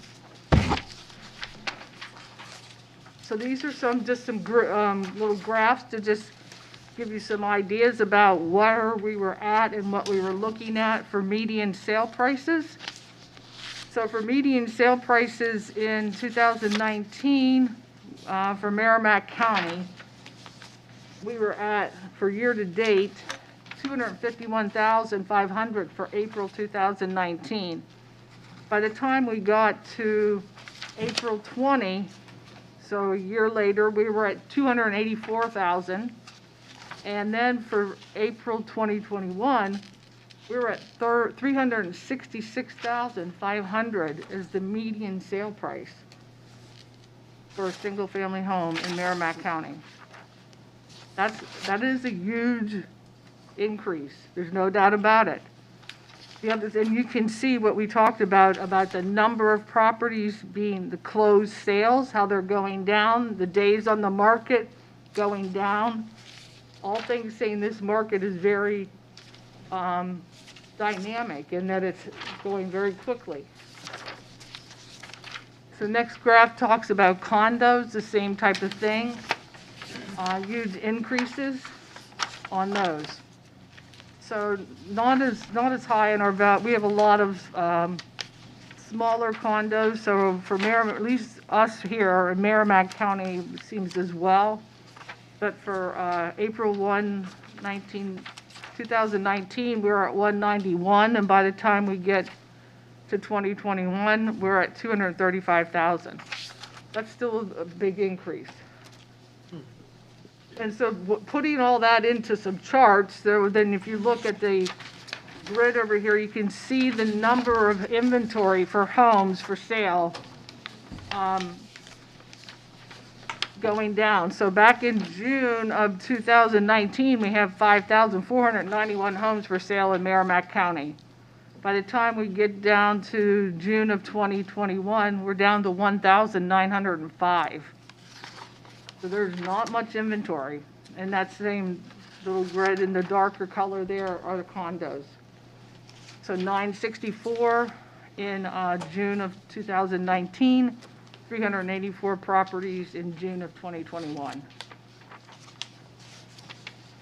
So what does that mean in month supplies? So we basically went from 3.7 months supply down to 1.2. For condos, we're down to 0.8 months. And again, just a little chart there that shows you what's been happening over time. We talked about the interest rates going down. So you have a chart here that shows where the average 30-year fixed mortgage rate is. So just if you look under April 2019 under Freddie Mac for 30-year mortgage was at 4.16%. June 2021, 30-year fixed mortgage under Freddie Mac, 2.98%. So over a percentage point less. That's, again, a huge difference. So what's sort of been happening? What does happen with the market? And what's been happening with our assessments? So again, we analyze what's happening. We adjust the assessments to reflect what's happening in the marketplace. So you can see since 2004 where we've been with our assessments. So this would be the average assessment. We started out in 2004, we were at 2019 812. We saw increases up till the time we got to 2009, and then the market dipped. So then we went down, and then in 2012, 2013, we started to go back up. And so now we've been on a trajectory upwards since that time.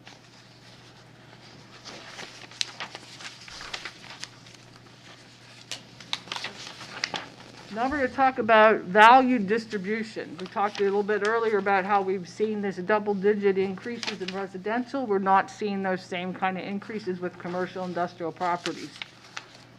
So between 2018 and 2021, you can see what's been happening with our total assessed value. And if you look at the bottom color, so starting at 18 and going up, that first line there is residential. And then the next lighter line would be commercial industrial, and then at the one at the top are utilities. So you can see, just looking at this, that the residential is getting more higher up the grid. Actually, the utilities have been getting higher. And I want you to think about, you see all this construction happening in the roads with Liberty Utilities. We see, works in our roads, things happening with poles. That's all things that are contributing to value. So those things are improvements for us that are good for our value and good for our community. So if we look at this total, and I try to think, how can I sort of explain this that would make sense? So where I have that percentage of total value, if you were to think that that was $1, so $1, so in 18, residential properties were 57.7 cents of that dollar. Commercial industrial was 37.5 cents, and then utilities were 4.8. So you can see between 18 and 21 how residential properties have been taking up more of the dollar. So by the time we get to 2021, now our residential properties are 61.9 cents, commercial is 32.9, and utilities are 5.2. So they're making up a bigger portion of our of our value, right? When we can look at it that way. So what's been happening with the budget? So between 18 and the 18 budget and the 2022, you can see the increases, and this is just the city budget. This is not any of the other portions of the budget, the county, the schools, or the state education. This is just the city portion of the budget. The increases that were made over the years, and then the average of those years is 2.31%. That's what's happened with the budget at the same time that our values have been going up. So again, when you look at this change of that, so for the average, that average of 2.31% over time, you can see that the commercials are picking up a portion of those increases. Residential. The residential. I'm sorry, the residentials are picking up a bigger portion of those increases.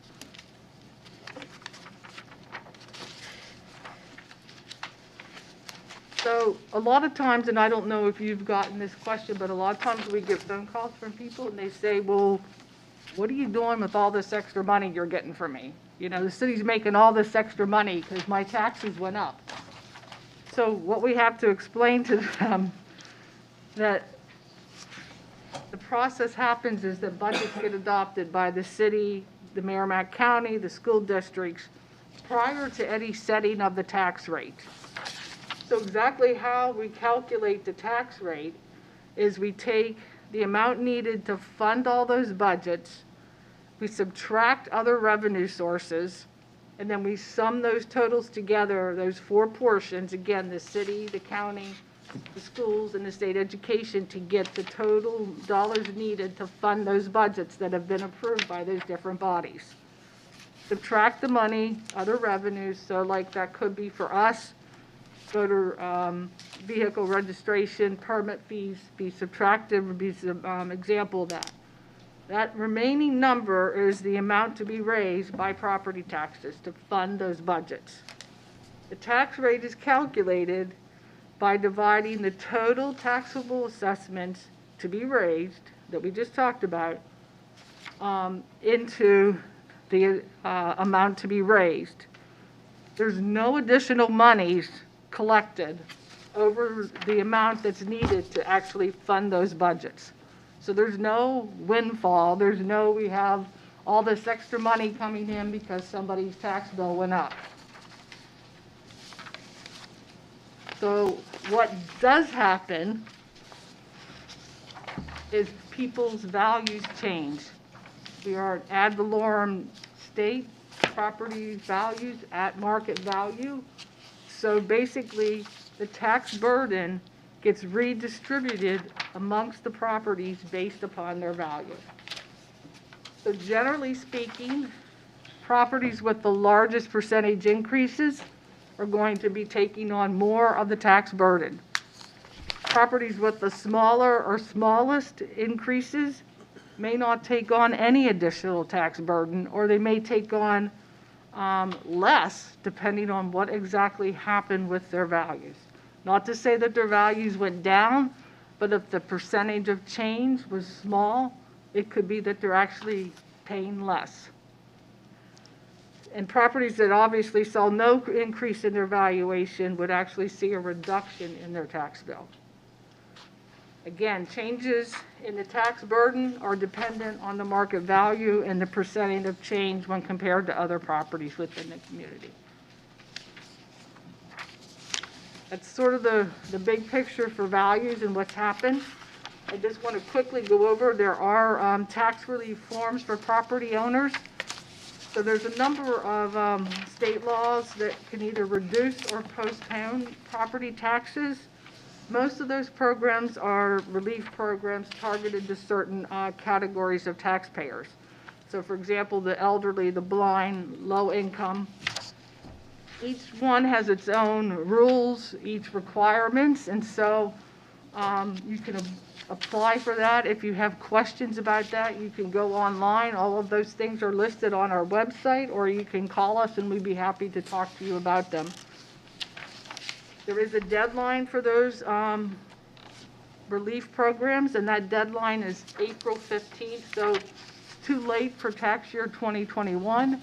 But if you think you were to qualify for April 1, 2022, the deadline to apply is April 15th. Those are fatal deadlines. There's no, wiggle room past that. The deadline is the deadline. There's also tax credits. So there's the veterans tax credit, the all veterans tax, the surviving spouse is somebody who was killed in active duty, and service-connected total disability. Again, the deadline is April 15th, 2022 for 2022 taxes. And then there's another program, which is the elderly and disabled tax deferral, and that's sort of misnomer. It's elderly or disabled tax deferral program. You don't have to be both.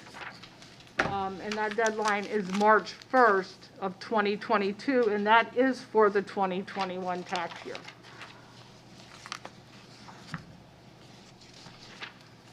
And again, the last thing is property owners can appeal their assessment. So if you feel that the assessment does not reflect market value, then you have an opportunity to appeal. And that appeal is your opportunity to demonstrate that the assessment is unfair, incorrect, or not representative of market value. You have until March 1, 2022 to do that. And the fact that somebody's taxes went up is not a reason for appeal. And that's not going to get you a reduction of your assessment if you just say, I'm appealing because my taxes went up.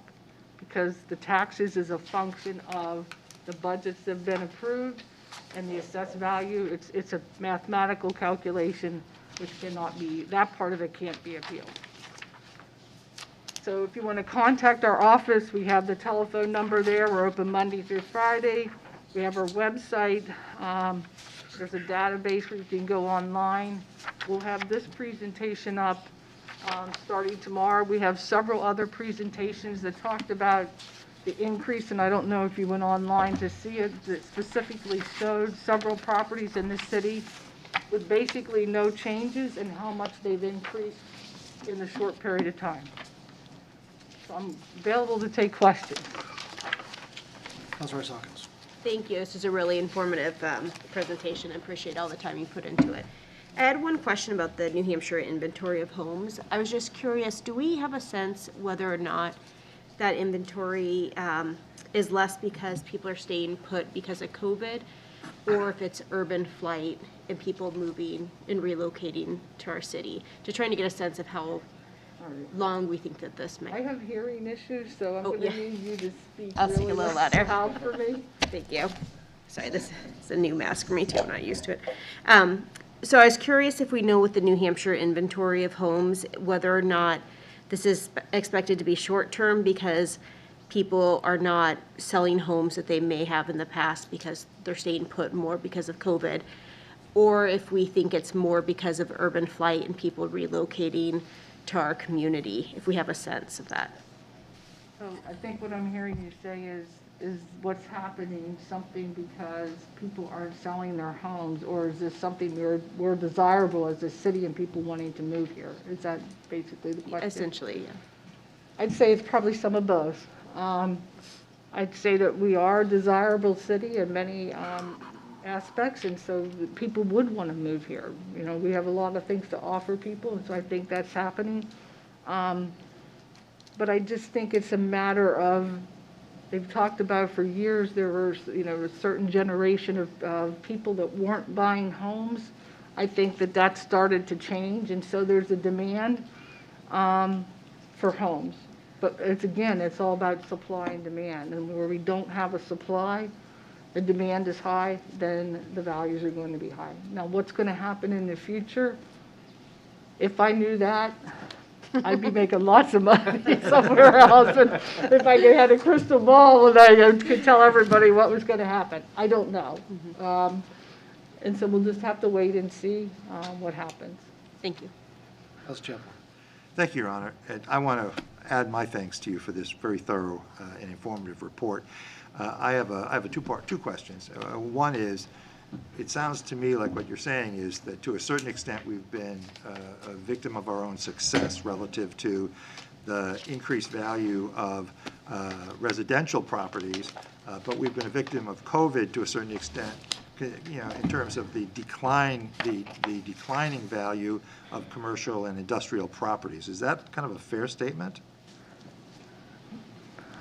So the question is that you think that the values aren't going up with commercial industrial properties because of COVID? Yeah. Basically? Because of the changes we've seen, both so the business impact of COVID and the movement of more workplaces to be, more workplaces to have people working from home. I don't know that we know enough really yet to see if long-term what the effects of COVID are going to be with the commercial industrial properties. I don't think we know enough yet. And I think that's one of the things that when I talked about the office buildings starting to maybe show a little bit of slippage on that, we'll have to wait and see what happens. Okay, thank you. Second follow-up, Your Honor. The second question is, I may have missed this, but I heard you say that the fact that a person's property taxes increased is not grounds for an appeal. But what is grounds for an appeal? What would be a valid grounds for appeal?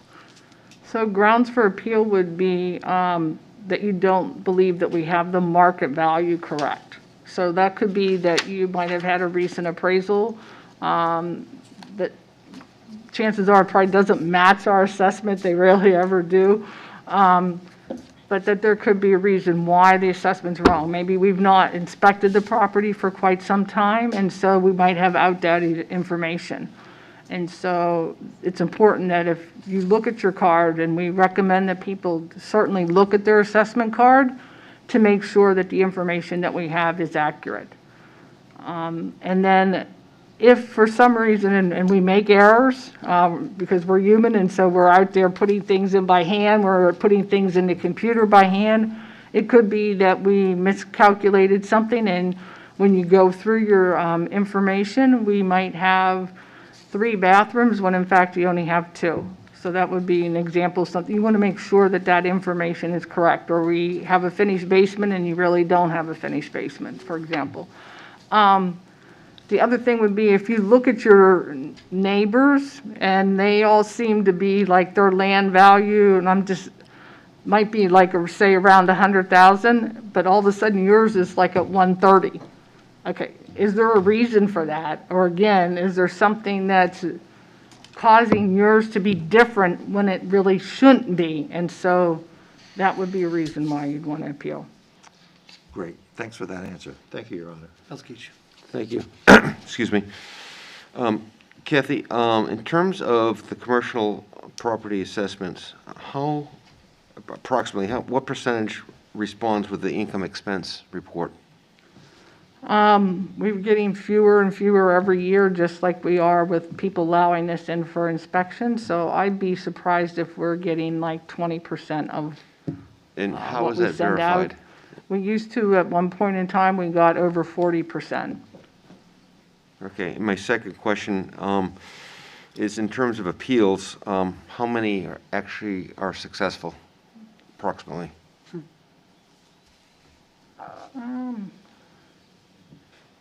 It varies. I'm not going to hold you to the number, but 5%? Yeah, I think it varies on the year, and then also,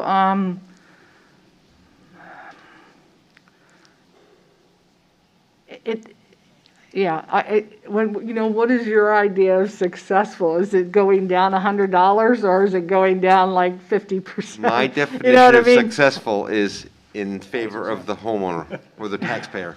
Well, actually, success would be no change. Right. Not Yeah, if you're for the making- city, that would be right. Not That if you're would be making an appeal. success. That would not, I would not consider it success. Uh, But So- approximately.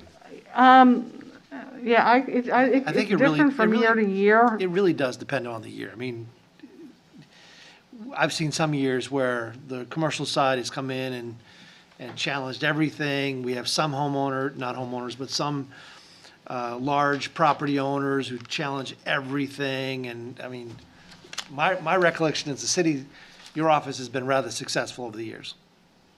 Yes. Thank you.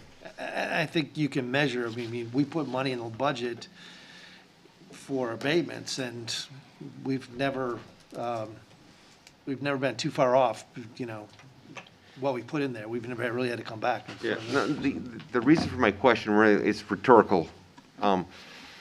If people make an appeal, I mean, do they have a chance of succeeding, I guess is probably my question. If it's warranted, yes. Okay, thank you.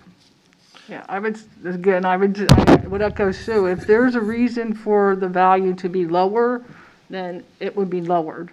If there isn't, then it's not going to be. But I can't tell you that until you file the appeal or we look at the appeal. No, that's a fair answer. Thank you. I recognize Council Pierce, but before I do, when you're measuring comps, when you say, hey, my assessment's too high, and you're measuring comps, and you live in Councilor Rice Hawkins's ward, you're probably not going to be comparing yourself to Councilor Pierce's ward, correct? You generally stay within those neighborhoods, right?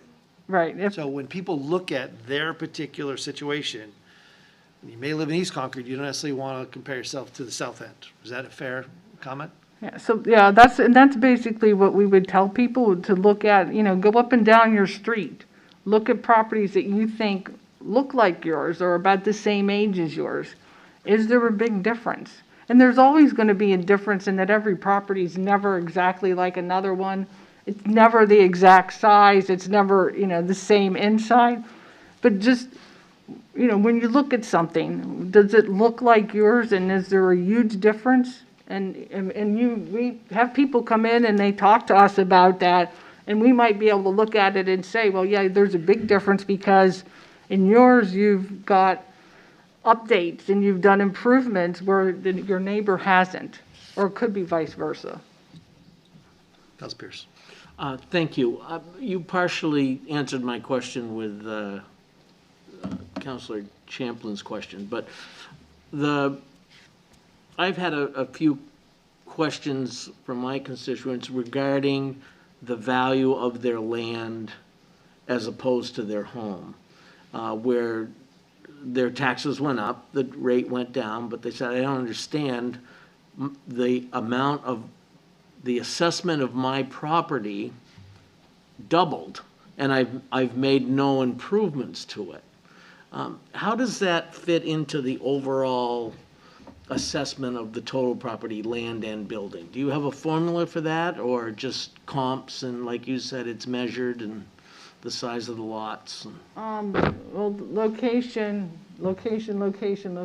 size of lots, but if you're dealing with a house site, so property that has one house on it in a particular area, those values probably for land amongst those property owners would be pretty consistent. Maybe a few $1,000s difference based on size, but it would be somewhat consistent in that respect. The land values, land values have become very high. They're not making So, anymore. You know, and I think it is mind-boggling sometimes when you look at things that have happened over time and what the increases have been. And, you know, some days it's mind-boggling for us, and so I can certainly imagine for a property owner, it's that same type of thing. Okay, thank you. Outside. Thank you, Ms. Temchek. I can't thank you enough for presenting what is a very complicated topic in very easily digestible terms. I wish we could have had the presentation so you could have walked the public through it, but as you said, it'll be available tomorrow. So thank you very much. In short, my question would be, if a particular residential homeowner has a question about their valuation, or if he or she should submit an appeal, do you recommend that they call your office first and have a discussion with you or your staff? Or should they just go to the website and submit the appeal? What would be best for you and your staff and the homeowner? I think it may be coming in and looking at information, because if they've not looked at sales and specifically, they may want to look at sales, because they may not be aware of what's been happening in the, you know, in their neighborhood and what properties are selling for. And so we have those sales books at the counter, they're in the library. So I would say I would start there, and then if you had questions, obviously, you know, we're there every day to try to answer questions for people and help them. Well, thank you very much. Anyone else have questions? I just had one comment and one question. My comment's this. I want to publicly thank both of you, Director Temchek, Assistant Director Golden. I have been contacted by many constituents, as you can imagine. I have referred them all to your office after I failed to usually answer their questions. And I want to thank you for treating each one of them with respect, with the thoughtfulness, to walk them through, because this is not easy to understand for any one of us. And I've read the emails and your responses to them. They are thorough, they're well done, and I just want to make sure I publicly say thank you to both of you, as well as the rest of your staff. It is greatly appreciated for something that I know this much about. And it's hard for me to explain that much. The time you take with them makes a very big difference in how the city treats its citizens, so thank you. That's number one. The number two is, I appreciate all these slides, but it feels like this slide here, if I was to pick one, it summarizes everything that's going on. It feels like the one summary of this whole issue is simply the shift that is going on between the commercial to residential side. We know that the property values are, I know that I can sell my house for way more than I could ever imagine, probably. And we could all, might be able to experience that. Then where do we live? That's the point. I got no place to go. Right, exactly. But, I mean, I understand that. I also know that this group around here is a very responsible group of individuals in dealing with the budget. We put a lot of time in. We make sure that we are thoughtful in protecting the citizens of Concord, that we don't tax them out of their homes and such. I think we have been, to pat ourselves on the back, very, very prudent and fiscally responsible when it comes to budgeting. So given the fact that we're not increasing the budget a whole lot, why am I getting such a large increase in my taxes? And I think when I talk to them and I say, because the commercial side is paying less, somebody else is going to pick that up. And that's the summary that I think is really, you know, everyone focuses on, I'm paying more, I'm paying more, I'm paying more. But the other side of that coin is, there are people who are paying less. Right, well, and that's what I said in that other one too. Depending on the percentage, there were some people that paid less, or maybe paid about the same. Right. So, but at the end of the day, we again, still there are have to only people bring in the paying- amount that's been approved by budget. It's fair to say, there are people paying less, other people are paying more, because we are seeing a shift from the commercial side to the residential side. Fair summary? Yes. Anybody else? And just when the school makes up part of the tax rate as well, so even though the I try city- not to talk about them. But thank you, you're right. Anyone else? Yeah, that'll be the next presentation in the 200 series. So. Thank you again, and thank you for how you treat the citizens of Concord. Thank you for your Thank kind you. comments. Thank you for having us. Thank you. With that, I hope you don't all mind, but I'd like a 2-minute recess. I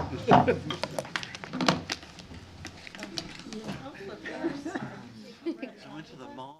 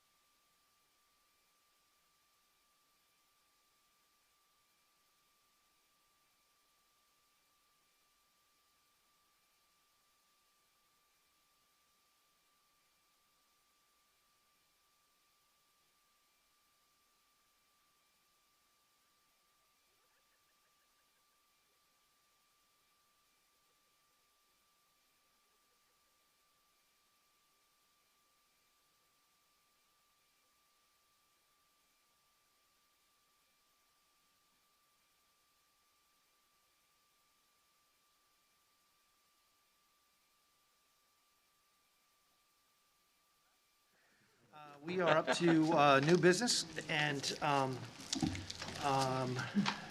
so new business, item 47, is communication from Council Rice Hawkins requesting consideration be made of the reinstatement of the mask mandate within the city of Concord. So what I chose to do and how to handle this is, instead of bringing it up during discussion or comments by councilors, what you got? Chocolate. I already have one. All right. Is that the trick under the mask? You can have chocolate. So the manager, we had discussed an update from the fire department and what was going on at the hospital and the relation. And I thought it was really helpful. And by the way, Mr. Manager, I thought your report was excellent and really outlined, I think, extremely well the challenges that our fire department was facing, and particularly going out of service because they couldn't, just provide somebody a bed and such. So thank you for that update. Subsequent to that update, Councilor Rice Hawkins sent an email later that evening talking about the reinstatement. So I thought it would be best under new business. So that's why it's here. Hopefully you've all received or you've seen, there are several letters of communication that you all should have seen in your packet as well. I think there were probably another 4 or 5 letters or emails that we received today, and hopefully you saw those as well.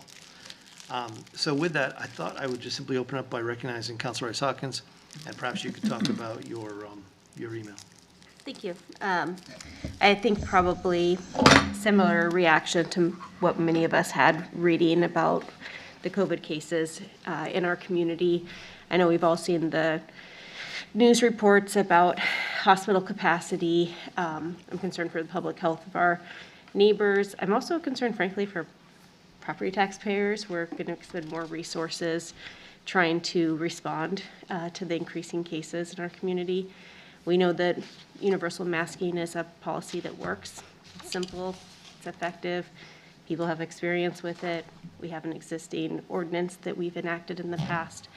And I will say the only other thing is I think Councilor Champlin has some good ideas about using public health data for transmission rates in the community that I'd love for him to talk about, and I will close with that. Thank you. Okay, for that introduction, thank you very much. I guess, Councilor Champlin, I'm recognizing you. I guess. Thank you, Your Honor. My preference would be, if we were to reinstate a mask mandate in the city, I think that my preference would be not to tie it to a date certain, because I think that, one of the things we've learned from this pandemic is that we don't know where we're going to be, say in June, or in May, relative to this. And I would prefer to see, the suspension of any mandate that we might consider, passing, to be tied to the CDC guidelines, basically, or the state COVID guidelines, something like that the COVID-19 is at the minimal community transmission level, for example, in Merrimack County, because we are a hub of the county. We can gauge where Concord is, but we're surrounded by towns, and we're not going to have an idea of what that transmission rate might be. So if we were to consider reinstating a mask mandate, I would prefer, again, to see it tied to guidelines indicating that we're on the other side of this pandemic, rather than a date certain. Thank you, Your Honor. Thank you. Anyone? Councilor Moore. I just have a general question. Do we know what other communities in New Hampshire currently have mask mandates in force? I thought Hanover, Lebanon, others, but I'm not sure about others. Just wondering about that. Councilor Hawkins? Thank you. I don't have a list of all of them. I know that many other communities are having similar conversations as we are right now because of the increase in those COVID rates. Up north, some of the communities up there had enacted mask ordinances over the course of the last month or two because, we're lucky that we have Concord Hospital right here. We're still in a dangerous position because of how many people are filling up our ER rooms. But up there, they've been dealing with that a little bit longer because they don't have the medical facilities they have. And they've seen really positive progress in reinstating mask ordinances and lowering transmission. Thank you. In terms of cities, I believe it's Berlin was the first a while back, and followed by the city of Lebanon. I believe the city of Keene is considering it. They held a public hearing last Tuesday, I think, or Wednesday, I'm not sure, I apologize. And they won't take action until this week, one way or another. Other than that, I don't know of any other cities. Okay, thank you. I had Council Pierce first. Thank you.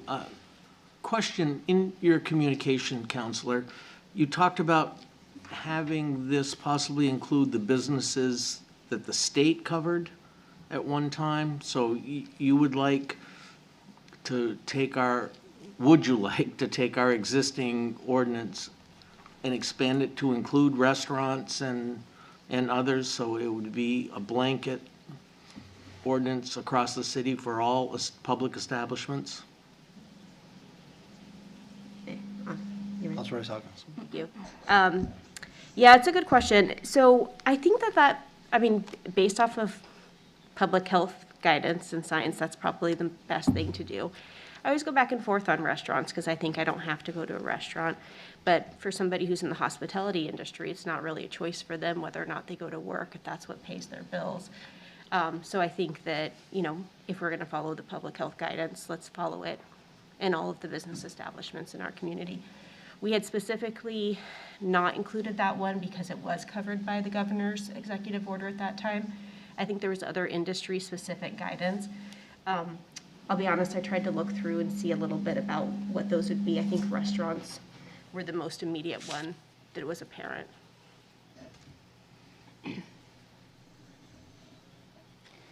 So just to follow up, sure. I'm looking at the mechanics of this and what the process is. So have you worked with anyone to draft an ordinance yet to see what it would look like? Or is there one available? Please. So I was just planning that we could look at the ordinance that we had enacted last time, and in that one, that's why the restaurants is actually easier, because it's the only thing that's specifically excluded, that you could just remove those two words, excluding restaurants, and then it would incorporate that. We'd still probably miss some industry-specific guidelines, but I feel like, given the urgency of how many cases we have in our community, and knowing that the holidays are going to bring on an onslaught of new cases, unfortunately, that probably our best option is to make some just very minor modifications to what we've already enacted. Or simply, I would also be happy to just enact what we had before, and then we can consider in January if we feel like we need to expand that. Well, thank you. Councilor Keach. And then Thank you, Your Honor. Councilor Kennison. I understand your intentions, Sandra, about this, but I think enforcing it is challenging. And secondly, I really think it's up to individual, I'm speaking as a business owner, I think it's up to individual businesses to require masks or not. Right. And I also think, on the other side of it, as a customer, if you're not comfortable entering an environment where masks aren't required, then you don't patronize that place. So I really feel it's an individual choice. And I just, again, I appreciate your intentions, but I just think it's a little heavy-handed to impose that requirement. Then may I respond, Mayor? I'll get to you. Councilor Kennison. Thank you. I strongly support passing the mask mandate for, our local businesses and so forth. I think people have a false sense of security now if they've gotten their vaccinations and the booster. But the fact is you can still get COVID. And this came home to me in a way I wish it hadn't. I have a brother-in-law who recently died who had from COVID, who had both of his shots, the booster and he didn't think he needed to wear a mask because he felt he was protected. Well, we're not.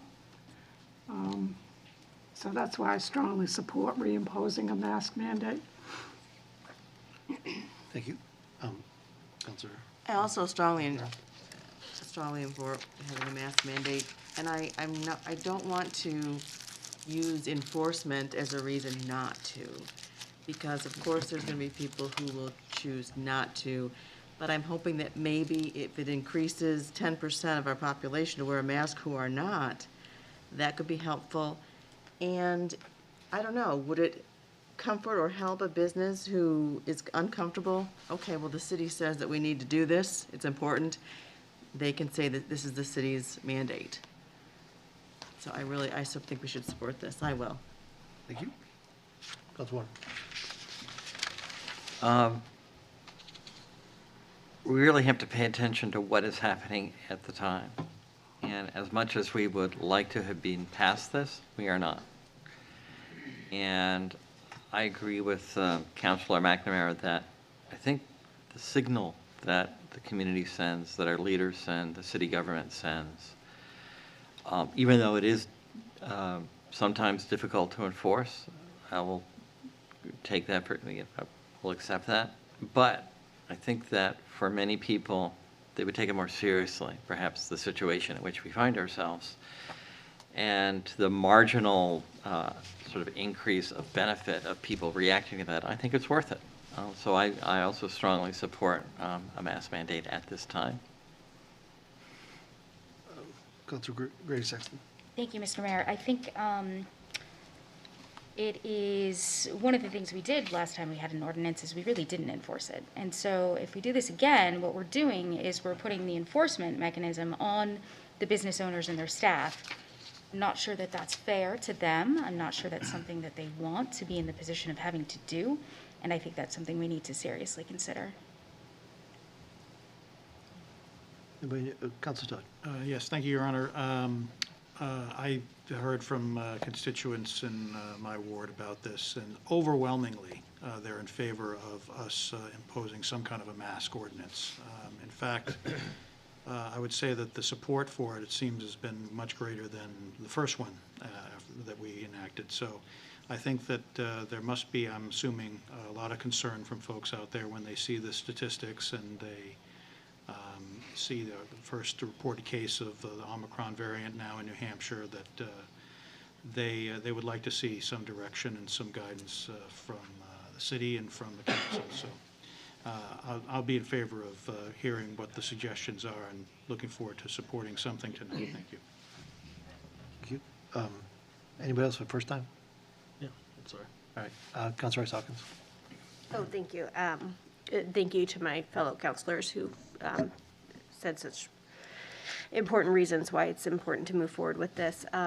Councilor Keach, just a couple of follow-up things for you, because I know that you are worried about the business community. I think it's important for us to keep in mind that the property rights of individual business owners also shouldn't trump anti-discrimination laws. So while you're saying that you think it should be up to them to make that decision, this is really a decision that should be guided by public health and science, and is something about community transmission, that one decision affects everyone, right? Now, I don't go to a lot of establishments right now because I have a young child at home who can't get vaccinated. My daughter just got vaccinated at her elementary. We just did her second shot this week. I just got my booster. But we have a young child who's at risk. There's a lot of families out there who need to go to the grocery store and need to stop at other businesses, and they need to have the protection to be able to go in those places, especially essential places, without having to worry about this. We saw notes in our communications from public comment from seniors who aren't purchasing at local businesses right now because they're worried about going into those spaces and they're buying more online. Like, this actually is a pro-business position. It takes the pressure off of local businesses to have to make it, and make sure that folks who want to support our say Main Street, but let's not forget about the folks out in East Concord and other places as well. But it gives them the comfort level to go in and patronize those businesses. And we shouldn't force those who are immunocompromised or experience a disability or otherwise high risk to have to avoid public spaces when, if we're really want to think about this, like, we should come together as a community. It's patriotic to wear your mask and to support one another. So I would ask you to reconsider for those reasons. Councilor Pierce. Quickly, the process would be, if we are going to propose an ordinance, what is the process for that? The process would be that we'd need something in writing. We'd have a public hearing in January, and that we would sit down tonight. Unfortunately, we wouldn't have the full ordinance with us, but I suspect you could start with the one from last time, make any kind of changes that you think is right, or whoever would like to work on that. And then we'd have a public hearing in January, and we'd vote up or down in January. Councilor Fennessy. Thank you. So I'm interested in seeing what the language would be for a proposed ordinance, and I'm interested in getting some public feedback. I think my observation has been that people have changed their behaviors within the last month in particular. Most businesses that I go into now, whereas, 60 days ago, maybe a third of the people might be masked, I'd say in some businesses it's 2/3 or 75 or even 85% of the people. And I think there's an assumption made that the people who are not wearing masks are not vaccinated. And in my experience, that's not necessarily true. I think there's people who have been vaccinated, who have their booster, and have made a determination that based on their actions in doing that, they feel like they've got sufficient protection. Maybe it's not 100%. I think we've all learned now it's probably not 100%, but they're comfortable with 95% or 85%, whatever the number might be. So I think it's important to hear some different perspectives from people. At least at this point, I have not gotten any feedback from business owners saying that this is something that they feel that they need in order to be able to enforce a policy of having people masked. My observation from doing quite a bit of Christmas shopping all over town this weekend was certain businesses are very clear about their policies and people seem to observe them, and in other places they don't necessarily have a specific policy, but they might have the people who are working there wearing masks. So I think we need a little bit more input before we move in this direction.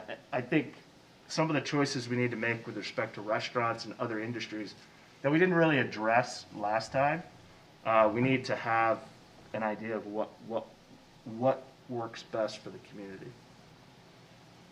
Thank you. Councilor Keach. Thanks.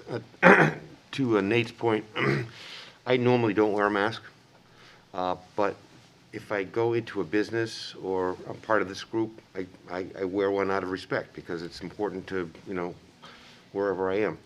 So if I patronize a business and they say, please wear a mask, I'll do it. I'm not trying to make a point, but I just don't think businesses should be told what or what not to do. That's my only issue. And obviously there's a value to the mask. I get that. Councilor Chambliss. Thank you, Your Honor. I'm just going to grasp I guess a teachable moment. We've heard what Councilor Kennison said about her brother-in-law, which is tragic, but her point that he felt he was protected because he was vaccinated. 2 Sundays ago, I was on a Zoom call with a friend who is in his 40s, works for an organization that has him tested every week. He caught COVID. He was sick for about a week and a half, and he's still recovering. He said, thank goodness I was vaccinated, but it was a serious, serious illness for him. I also know of a couple in the area. The husband has been diagnosed, I just learned this today, the husband diagnosed as asymptomatic. The wife is now on a ventilator, and they were both vaccinated. The fact that I'm just saying that the fact that someone is vaccinated should not make them feel invulnerable, because we all are very, very vulnerable to the virus. And now that Omicron has arrived in New Hampshire and in the Keene area, we'll see how that develops. But I just want to take the opportunity to say that even if we're vaccinated, we need to think about taking precautions to protect ourselves and to protect others. Anyone else? Council Bouchard. Thank you, Mr. Mayor. This one. I always wear a mask, and I avoid businesses that are do not wear a mask, and that's, that's where I choose to spend my money. If I go into a business and the staff they are not wearing a mask, then I leave and I don't shop there. I think now we're in a different place when we enacted our ordinance, the first mandate mask ordinance. Now people, are vaccinated, we're getting boosters, and quite frankly, we're not going to get out of this unless people are vaccinated.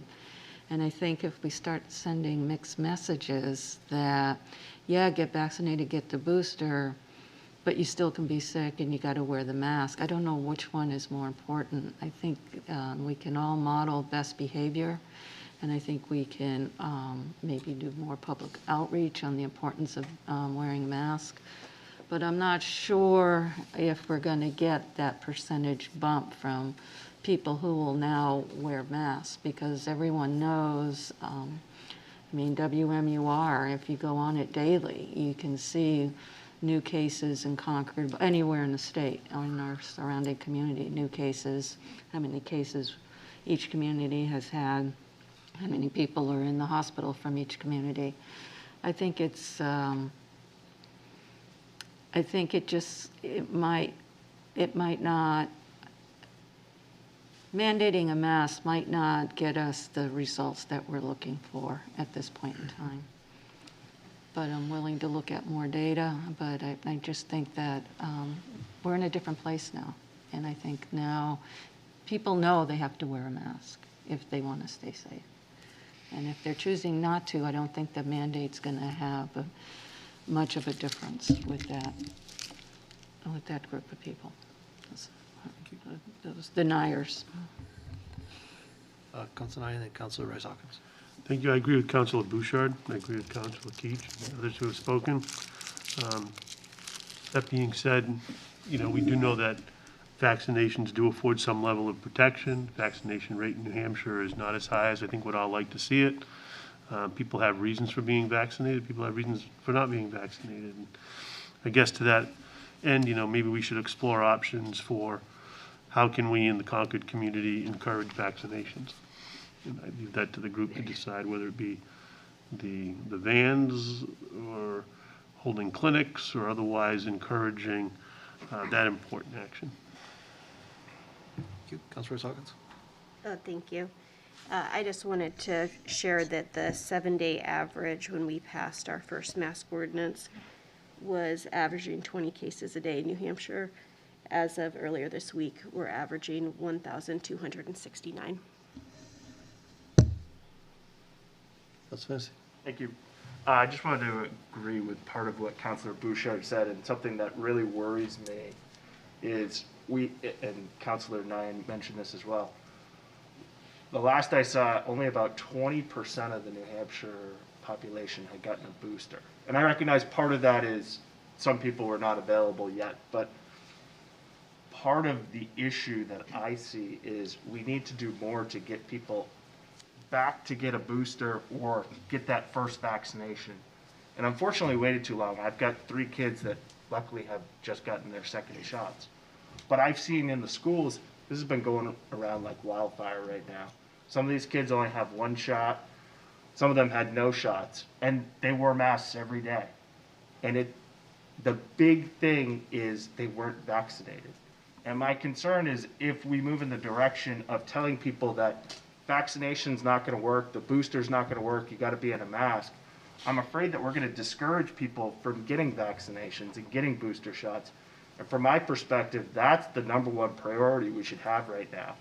We should be getting that number from 20% up to ideally be 85%, but I recognize we're only about 60 or 70% of vaccinations as it is. So I'm just very concerned that if we take this step and message this in a way that people need to start wearing masks at all times because the vaccine's not working, we're never going to get those people back out to get vaccines.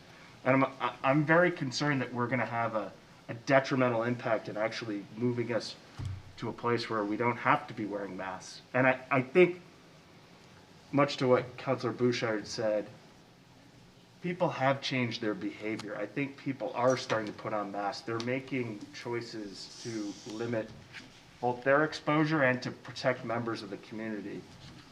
I don't know that imposing a mask mandate is going to change the behavior of the people who are choosing not to do that now.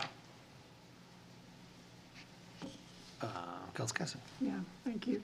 I think we need to do both. We certainly need to encourage people to get vaccinations against COVID. And on the other hand, I think we do need to have a mask mandate. You know, when we talk about scaring people, and maybe they won't get vaccinated if they, you know, we do the mask mandate because they might get COVID anyway, but that's a fact. You know, I mean, that is a fact that you can get COVID even if you've, you know, had all your vaccinations. So I don't think we're going to be getting a message out there that's any different than the facts. So I say we need to do both. Thank you. Councilor Hawkins. I agree with Councilor Kinnison. I was going to ask you, Councilor Fennessy, if you have a boat that has a hole in it and has a hole in the sail, do you fix both or only one? I would say both, right? What kind of a boat is it? What else we got?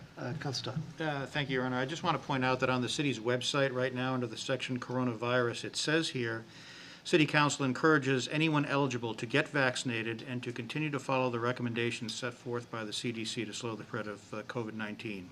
And there's a link, several links here. So we've already provided that instruction to the public, I think. We could certainly do something that could further emphasize that, though, if we wanted to. Thank you. Thank you. Anyone else? Councilor Grady Sexton. Thank you, Mr. Mayor. Just the last time, I just think that if we are going to move forward with drafting an ordinance, I think we need to have a serious discussion about the enforcement of it. Otherwise, if we as a city are not enforcing this ordinance, we are putting these business owners in the position where they have to. And so I think we need to be very serious about the enforcement mechanism and what the consequences will be, and the impact on that on business owners. Thank you. Anyone else? I want to go with Council Pierce first. Just to follow up to Councilor Grady Sexton, over the last few days, I visited 4 separate businesses and have noticed, you know, when we went through this last year in a panic for the pandemic, and people were putting up shields, now shields are in place, they're permanent as such. And of the 4 businesses I went into, I asked 3 of the people there what they thought about a mask mandate, and their first question was, who's going to enforce it? Don't make me enforce it. And I remember asking 2 young ladies at Hannaford that were working the register. One was probably 20 and one was much older than that. Not quite my age, but older. And they said, what are we going to do if someone shows up without a mask? So I'm just looking forward to seeing the ordinance, what it says, and what the enforcement arm of it would be, and is it something we can do? Because as we know, we all fielded calls from businesses and constituents who were shopping, and we had a process where code would go out and say something and remind the people that there's an ordinance, and then do the police get involved, and so on and so forth. So I think while it may be a good idea, we want to be careful on how this gets implemented. Anyone else? I appreciate you bringing this topic up, first of all. I think it's an important conversation to have. Just my own personal research, you know, if you go on the CDC website today, you know, and you ask the question basically, what do I do to protect myself, protect my family and such? there is a series, 3 pages of things that they recommend that we do. First is get vaccinated, second, wear a mask, stay 6 feet away from others, avoid crowds in poorly ventilated spaces. Can't wait to go to the legislature. Wash your hands often, cover coughs and sneezes, clean and disinfect, and monitor your health daily. So there's a series of things that the CDC is all recommending. I will say that of the medical professionals that I have spoken to since this last week, and Council Chamberlain, I don't think I misunderstood you, and I don't think you were trying to say anything negative about a vaccination, because the number one thing that I heard from medical professionals is get vaccinated. That is the number one way we are getting out of this COVID crisis. Get vaccinated. That doesn't mean you shouldn't wear your mask. I'm not suggesting that by any means. But I think we need to be clear as a community, as a council, that the number one thing is we need to increase our vaccination rates in the city of Concord. As of today, and my source was the state website, I think we were at 60%. And I have to confess, there was a number of 60% based on one shot, and then the second number was around 60 fully vaccinated, and I apologize, I don't remember exactly what that number was, but it was around 60, I guess. That's how we're gonna, that is the thing I think we need to be driving. Get vaccinated. And yes, can you get sick if you've been vaccinated? Sure. Do I have friends who've gotten sick and been vaccinated? Yes, I do have friends. But they're not in the hospital. When you talk to those folks who are at Concord Hospital and other hospitals around the state, the overwhelming majority of people who are making up those beds in the ICUs and in those hospitals are the unvaccinated individuals. That is the overwhelming majority. So we need to get people vaccinated. I reached out to the state of New Hampshire just to see what we could do to help encourage our community and the residents, great citizens of Concord, to get vaccinated. And there's the fixed sites now in Plymouth and Berlin and Rochester and Claremont and such. But we could, and we're not a fixed site, you obviously could sign up this weekend and those type of things. But still, I have friends who have a very difficult time finding slots to get in there to get vaccinated. Mm-hmm. So what can we do as a community to make it easier, as easy as we possibly can, to get people vaccinated? And the one thing that we can do is we can get the mobile vaccination van. Now, the mobile vaccination van, I learned today, is actually run by Convenient MD. I'll be honest with you, I have not found the person at Convenient MD that I need to speak with to bring them here. There is a site on the state webpage that you can fill out and you can ask for, but it seems to be oriented, unless somebody knows better than me, and I'm sure technology-wise there's plenty of people here who are, it seems to be driven more towards businesses or blocks or neighborhoods or those kind of things. I would like to be able to, I think, if I had my way, my magic wand, to bring that van here to the arena, to the community center, to bring it as close to our neighborhoods and the folks within our communities as we possibly can to get as many people vaccinated. We should be getting up those vaccination rates as high as we possibly can. I think that's number one. Does that mean you should wear a mask? Absolutely not. You should wear a mask. Interestingly, this, unfortunately, in my personal experience, has become one of the most politicized things you could imagine. Why would wearing a mask, taking care of your fellow brother, neighbor, sister, you wouldn't want to do that? It boggles my mind. But it is fascinating how the people I've asked, you're right, there's been a change of attitude. There really has. Some people say, well, I got vaccinated, I got boosted, I feel bulletproof. There's the level of confidence that before. When we imposed the mask mandate before, there was no vaccine at that particular time. We were operating under an executive order. We are no longer operating under executive order. That is different today. We have a vaccine. They have it today. We have a booster. That's different today. So I think there's a different attitude, like you suggested. You can kind of feel it. You go into one coffee shop today. No one behind the counter was wearing a mask. Not one single person. Probably about half of the people waiting in line to get their coffee had masks. The other ones, they had masks. You go into another store where the culture is more towards mask wearing, there was about 100% compliance wearing the mask. My personal experience is going to the grocery stores, for instance. There is a greater number who are now starting to wear masks than there have in the past. Is it 100%? No. Is it much more than it was before? Yes. So as I've my own little journey and my own little, polling of individuals, I've gotten the first person, I won't tell you the whole thing he said to me because he used a few four-letter words, but he was like, "It's Christmas, don't you dare do this to me. I'm trying to make a living, I'm trying to get out from under the last year, the losses I've had. Don't impose this upon me and put me out of business all over again."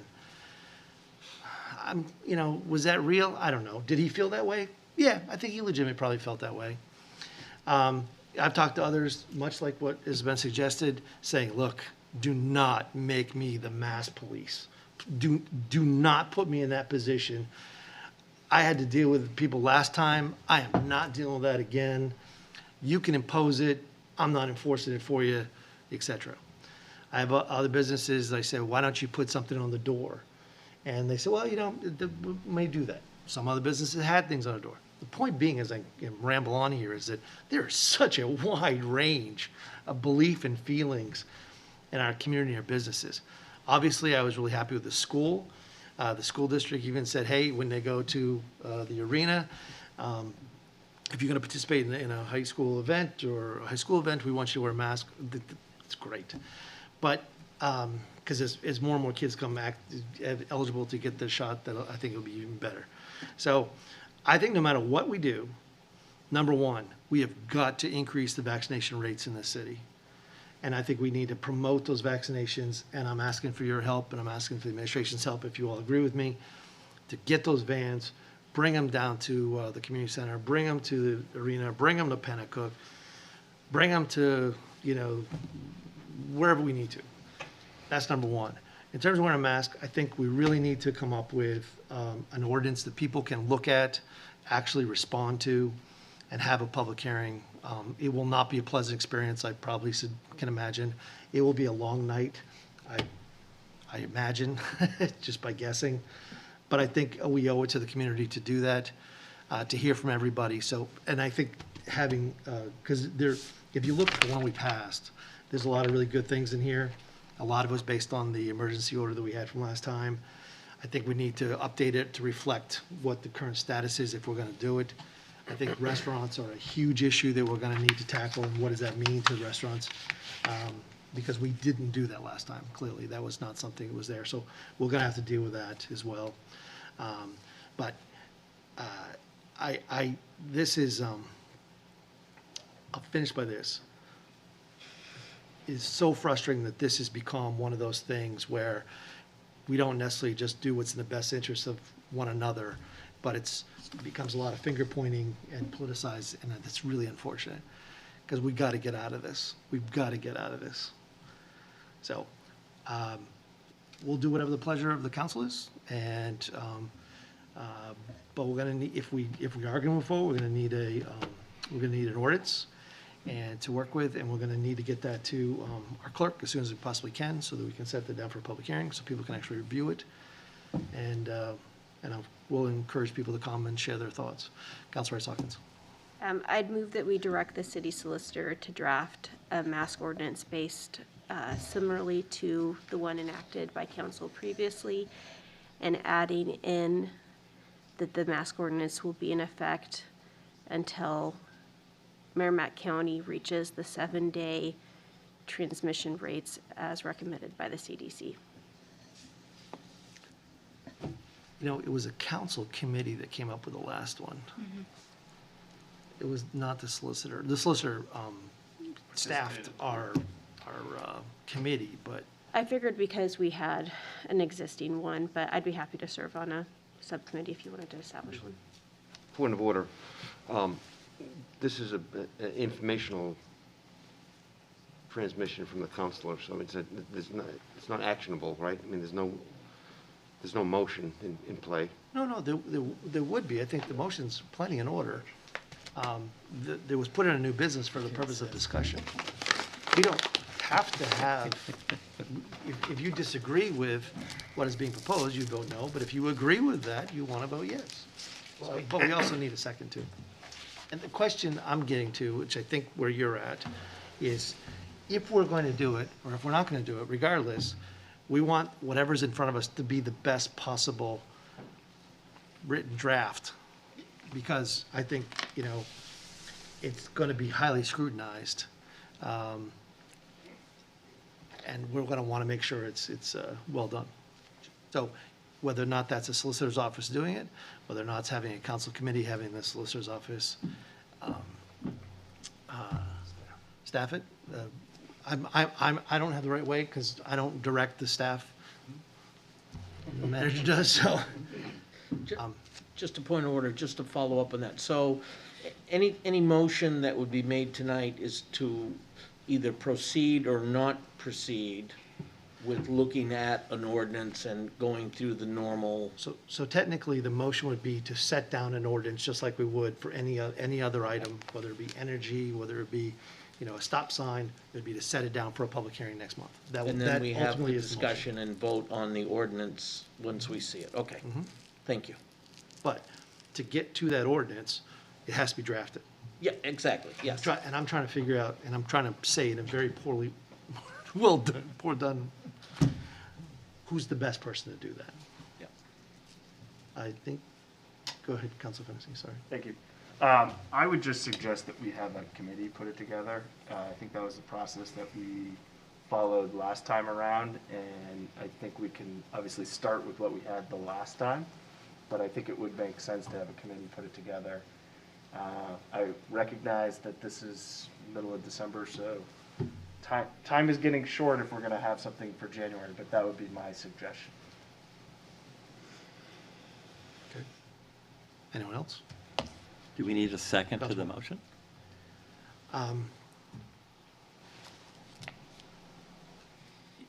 That is in order, yes. I second the motion. Okay. So this particular motion, if I just want to make sure I get it correctly, I don't want to misspeak. You're setting out very specific guidelines for the solicitor to draft. Yes, based off of our previous one with the great recommendation for how to decide when to, the period of time it should be implemented. Okay, so let me ask you And that this. was a base that we all agreed on before. Let me ask this. Do you have any interest in having the committee get back together to draft it with the help of the solicitor? Or do you feel more comfortable just simply based on the comments, your motion, the comments by Council Champlin, to have them drafted like that? I feel comfortable with that, but I don't know if we have 8 other people who agree. I feel comfortable up that to we group. voted on something that we had a majority of the same body support, and that the one really strong recommendation is the time period, right, is a very difficult thing to determine. I think that Councilor Champlin had a really good recommendation there. So I feel comfortable using that as a base and then having our full body conversation participate. I did listen in on the committee discussion around it last time. I don't think that the committee discussion was anything substantially different than what we can achieve as the full body. And Having served on that, We can all, I mean. there was no value in what we did. intention and work aside, it was a conversation we could have easily had. Any motion, any ordinance, a proposed ordinance is brought forward, we can amend it as a body. Yes. Correct. Because if I remember when I did the fireworks ordinance, I worked with the solicitor's office to get language and change it, and then presented it to the council, and we amended it as needed, and so on and so forth. So, Absolutely, that's right. okay. I would just ask this for one consideration. We love our clerk. It's really helpful if we're going to amend something or propose an amendment to just have something written and drafted. Yes. Doing it on the fly is, I get it, it happens. We're going to continue to do it, but if we could have it in a written form, it really always does help. Council Warner? A point of order. So my intent of seconding the motion was to move the process forward upon reflection, not necessarily the specific wording that the counselor was offering, but so should I should I withdraw my motion or second, or, because, again, the intent was to move the process forward? I suspect if you withdrew it, somebody else would second it, and that'd be just fine, too. Sounds good. Thank you. Councilor Knight? Thank you. I would ask that the committee draft up the language for consideration and to bring something forward that's reflective of our sentiments relative to enforcement. Because without proper enforcement language, all we are is just stick with a website recommendation to put a mask on. And frankly, I don't think our police department is going to be enforcing a mask ordinance, so I think we are in many ways chasing down a feel-good moment rather than anything that's going to be effective or productive. So any language come forward, I would ask that it have some sort of enforcement component to it that we could discuss. Okay, Councilor Kinson? Yeah. What's I going to say? I say I was right. I'm going to guarantee that's not I think when we passed it before, there really wasn't an enforcement mechanism. But the thing was, a lot of businesses felt more comfortable with the fact that we had a mask mandate. They couldn't make everybody wear a mask.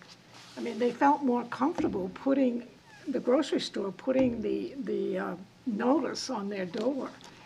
I don't think we need an enforcement. I think it's partly peer pressure. It's the message is out there, and more people are going to wear masks. It's that simple. And we don't need to have the police or code or anybody else go in with a heavy hand and try to enforce it, because you're just going to end up in conflict.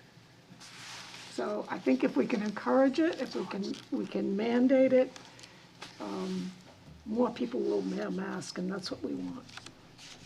Thank you. Okay, So I don't support a committee. Committees just push things down the road, and we're going all around in circles. Last I checked, it was the committee who drafted this. The one that we're basing it off of, that's all right. Okay, Councilor Knight. I have a question for the city manager. We were talking about, and just kind of setting aside the mask discussion aside just for a moment while we discuss what can we do as a community. Many of our Concord EMTs, or maybe our AEMTs, were part of the fixed site doing vaccinations. Is there an opportunity for us to use existing trained personnel to do our own COVID clinics within the city? If we could get the shots, we could. So maybe that's something that we should explore as well, talking with state officials. I know the mayor's a pretty good guy, he can twist some arms, or I'll talk I think to I the know chief. some people I could talk to as well, so. Thank you, I appreciate that. Thank you. Okay, so, did you withdraw it or not? No, I didn't. Okay, so we have a motion before us, and because I don't want to mess it up, I'm going to look the clerk, read the motion. So Councilor Rice Hawkins moved to direct the city solicitor to draft an ordinance, starting with the previous ordinance as a base. I didn't totally understand your Merrimack County. She wants it to not to expire until Merrimack County reaches the 7-day transmission rate as recommended by the CDC. Thank you.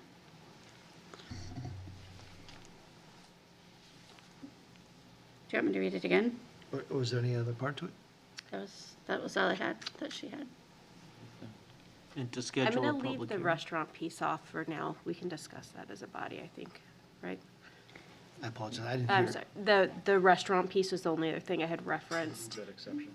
To remove that exception, because that had been covered by the governor's order before. So we could remove it for now and then have that discussion as a council.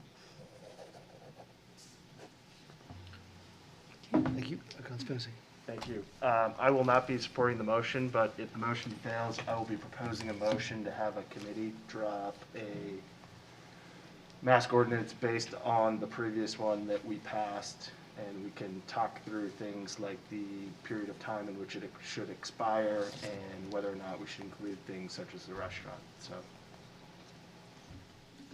Thank you. Everybody clear on the question? Clear as we're gonna be. Ready for the vote? All in favor, say aye. Aye. All opposed? No. Motion fails. Can we have a roll call, please? Absolutely. Counselor Kennison is calling for roll call. So we'll start with Counselor Kennison. Yes. Quatervic's not here. Counselor Mattson? No. Counselor McNamara? Yes. Counselor Nyan? Nope. Counselor Pierce? No. Counselor Rice Hawkins? Yes. Counselor Todd? Yes. Counselor Werner? Yes. Counselor Bouchard? No. Mayor Boulay? No. Counselor Champlin? Yes. Counselor Fennessy? No. Counselor Grady Sexton? And Counselor Keach? No. 8 voted against it, so it failed. Okay.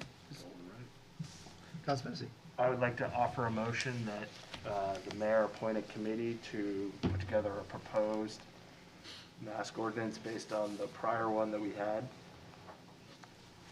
Is there a second? Second. Motion made and second. Is there any discussion? Counselor Keach. I'd also like to get some input from a solicitor about potential legal challenges for such an ordinance, because I think that's coming next. So that would be part of his proposal. I assumed as part of the motion that you were asking the manager to consider having the solicitor's office staff the committee? Yes. Counselor Rice Hawkins? I was going to offer to Counselor Keach, I can provide you with the legal rulings around that have been decided in several states and communities already, so I'd be happy to share that. I will support this motion. I would also like to serve on the committee, if that is the mayor's pleasure. Thank you. I don't know. It was pretty insulting there. Jeez. Okay, everybody clear on the motion? All in favor say aye. Aye. All opposed? The ayes have it.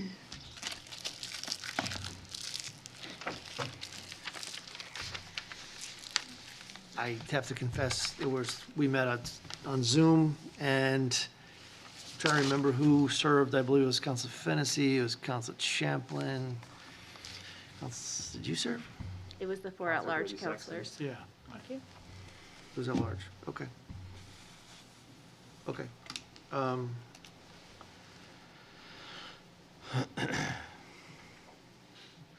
Just email me tonight if you're interested in serving, okay? I'm sorry, I didn't hear that. Just email me tonight, or I'll have the clerk send out the members of the committee tomorrow. I just don't want to, I want to make sure everybody gets the chance, so, and they can just email the clerk, don't necessarily email me. If you're interested in serving, email the clerk, okay? Thank you.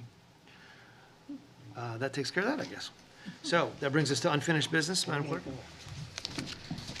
It's a report from the Parks and Recreation Director and the Director of Human Resources recommending the reinstatement of the Recreation Supervisor position within Parks and Recreation. Okay. Does anyone want to remove that from, what do we do with the table? We table it, right? Yes. Someone want to make a motion to remove from the table? Council Fennessy? I'll make the motion. Moves to take it from the table. Is there a second? Second. Motion made and seconded. All in favor say aye. Aye. Opposed? The ayes have it. The motion is moved from the table. You currently have item 48 pending before you. Do we have a motion? Move approval. Second. Motion made and seconded to approve this item. Is there any discussion? Ready for the question? All in favor say aye. Aye. Opposed? The ayes have it. Motion is adopted. Okay, that takes us to comments, and anybody think they'd like to share? Last meeting of the year. Anything I have, anybody? You're gonna go first? Well, I have a substantive thing to add. That's good. Councilman. You want 2 cracks at it, is what you're saying. I wanted to recognize that tonight's meeting, there were 2 items on consent that I wanted to recognize city staff for their good work. One was, I know that we have worked long and hard for many months and years to get to a position where we are making true progress on renewable energy. And as was on the consent agenda tonight, an item to hopefully, if this follows through all the way in terms of contracting with Briar Hydro, it will be a landmark achievement for the city in terms of our renewable energy goals, and that if we get to the end point successfully, we will be able to say to the citizens of Concord, we are truly 100% renewable energy for our electric use, for municipality, with homegrown resources that are within our borders. So I particularly want to recognize Mr. Kennedy and Mr. LeBrun for their work on this. It is, in fact, the first step within our community to meet this ambitious goal that we have set for 100% renewable energy. So thank you very much for your work, and we will continue the conversation, I'm sure. The second item is also on consent in terms of engaging the services once again, hopefully, of a UNH Sustainability Fellow, which we had great success in 2020 in terms of building the greenhouse gas inventory. Now, since we have a better handle on what our situation is, we're very hopeful that a Sustainability Institute Fellow will be able to really dig into that data once it's loaded into the systems that we now have under the ICLEI program, and to really do some serious scenario planning and demonstrations as to what particular decisions we can make and what the value of those decisions will be in a very substantive way. So I appreciate Sam Durfee's work on that in particular. The last thing I wanted to note is also great success that is ongoing, but I think will be finished by the end of this month, and that is the installation of our LED light program for streetlights. So we have almost 2,100 streetlights, 2,069 to be exact. And as of last Thursday, it was about 60% complete, the project, and I think it's a little more now, maybe 65%.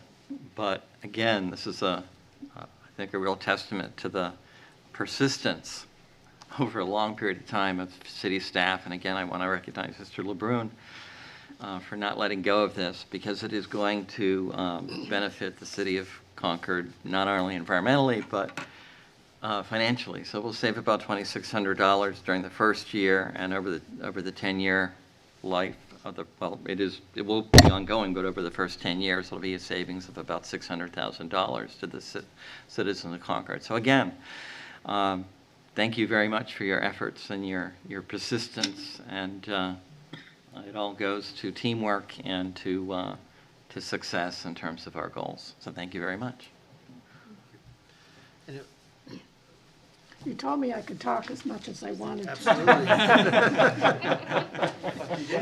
I just want to say, this is my last council meeting, that it's really been a privilege to work with everyone on this council. I think we've worked very well together. We get things done.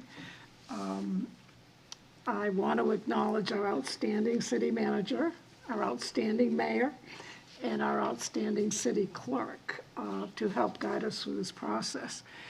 I'm really proud that we're a nonpartisan council, and I hope that never changes. I think it's really part and parcel of why we can work so well together. It doesn't become contentious. Sometimes we disagree on policy, but always in a respectful way, and it's really been a privilege. And I want to thank the city staff, the various departments, and all of those employees who work behind the scenes to make this city run smoothly. I don't think people realize all that it takes, but I certainly am appreciative of all who work for the city. Thank you. Thank you. I just want to thank David Gill and his staff for eradicating those lotus weeds from the pond. Thank you. No drowning. Well overdone. Anybody have anything else? What else? Councilor Warren? Thank you. I'm going to miss you all, but it is not farewell, it's au revoir, as the French say. I will continue to be involved when I can and where I can in city government and to be a positive influence in our work. But I have enjoyed these many years with all of you and the various folks that I have served with. And I do believe that we do have one of the finest, if not the finest, staff in the state of New Hampshire, and evidenced by the many awards that are won, particularly in fiscal management and other areas. But I've learned a great deal from my colleagues. I've tried to listen. I've tried to understand where you're coming from, try to meet you sometimes where you are. But to be sincere in terms of understanding why you feel the way you do on a particular issue. And I do agree with Councilor Kennison that sort of the nonpartisan nature of our body lends itself to that. You know, it's interesting, I think most of you know that my spouse and I were in Scotland a month ago at the COP26 conference. What was fascinating about learning about Glasgow and Edinburgh is that their city councils are actually parliamentary systems. Each party has a room in the city chambers, in the city hall. And as in any parliamentary system where the leader of a particular party, if that party achieves a majority in an election, that person becomes the mayor. And I had no conception of that. And so for Glasgow, for example, there are 65 councillors, about the same size as New York City. But sometimes, depending on election results, you have to make coalitions, and you have to make coalitions with different parties on various issues. And, you know, we do that here, but I'm glad to say that we don't have that, are not laboring under that sort of party-imposed system. I don't think that would be particularly useful. But I wanted to thank everyone for the great experience that I've had, and will not ever forget it. Thank you. Thank you. Anyone else? Well, so you stole my first line, and that is, I will miss you both dearly. It has been an absolute pleasure serving with both of you. You know, Linda, I've always enjoyed serving on a committee with you. You have a way of looking at things that sometimes I don't. And you made me think, you challenged me, you made me better. And I can't ask for anything more than that from somebody I get to serve with. I have the utmost respect for you. You, no question, every day you came prepared. You came with nothing more than just what's in the best interest of your constituents in Ward 6, but in the interest of the city of Concord, there's no question. You took on some thankless tasks over the years with a few committees, and for that I was even more grateful. But your insight, your thoughts, you will truly be missed, and you know you're always welcome. And I think, from my perspective, I've become over the years probably more of an institutionalist. This is a very, very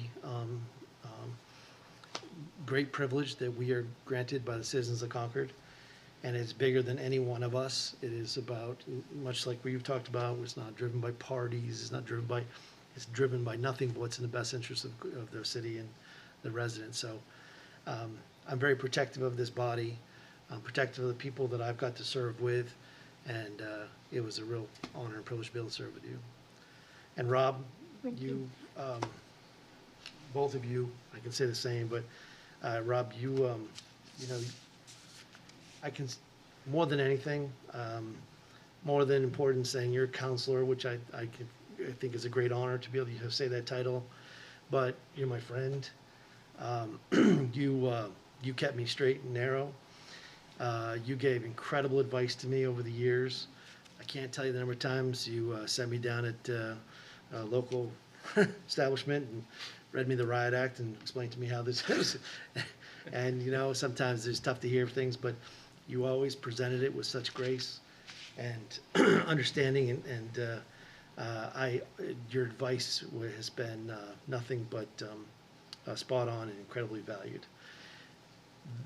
What you've been able to accomplish in this city and changing the path that we've taken specifically around, I can name several things, but I have to highlight the one that stands out beyond anything, and that is what you've been able to do in the city around energy and energy policy and environmental policy.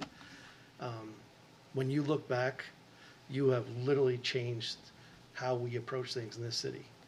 You will be able to walk around this city and say, I did that. That is an amazing feat that you did that. And you led the effort. You get the credit. I get the blame sometimes, but you did. You changed the face of Concord. And you should be incredibly proud of what you did over those past 14 years. You're an excellent counselor. You are my friend. And I am so pleased to be able to say I served with you. So to both of you, thank you so very, very much for what you've done. I think the citizens of Concord are much better for your service, and I look forward to serving with your replacements. I think they will do a great job, but I believe they have big shoes to fill. So, well done. Thank you. Here.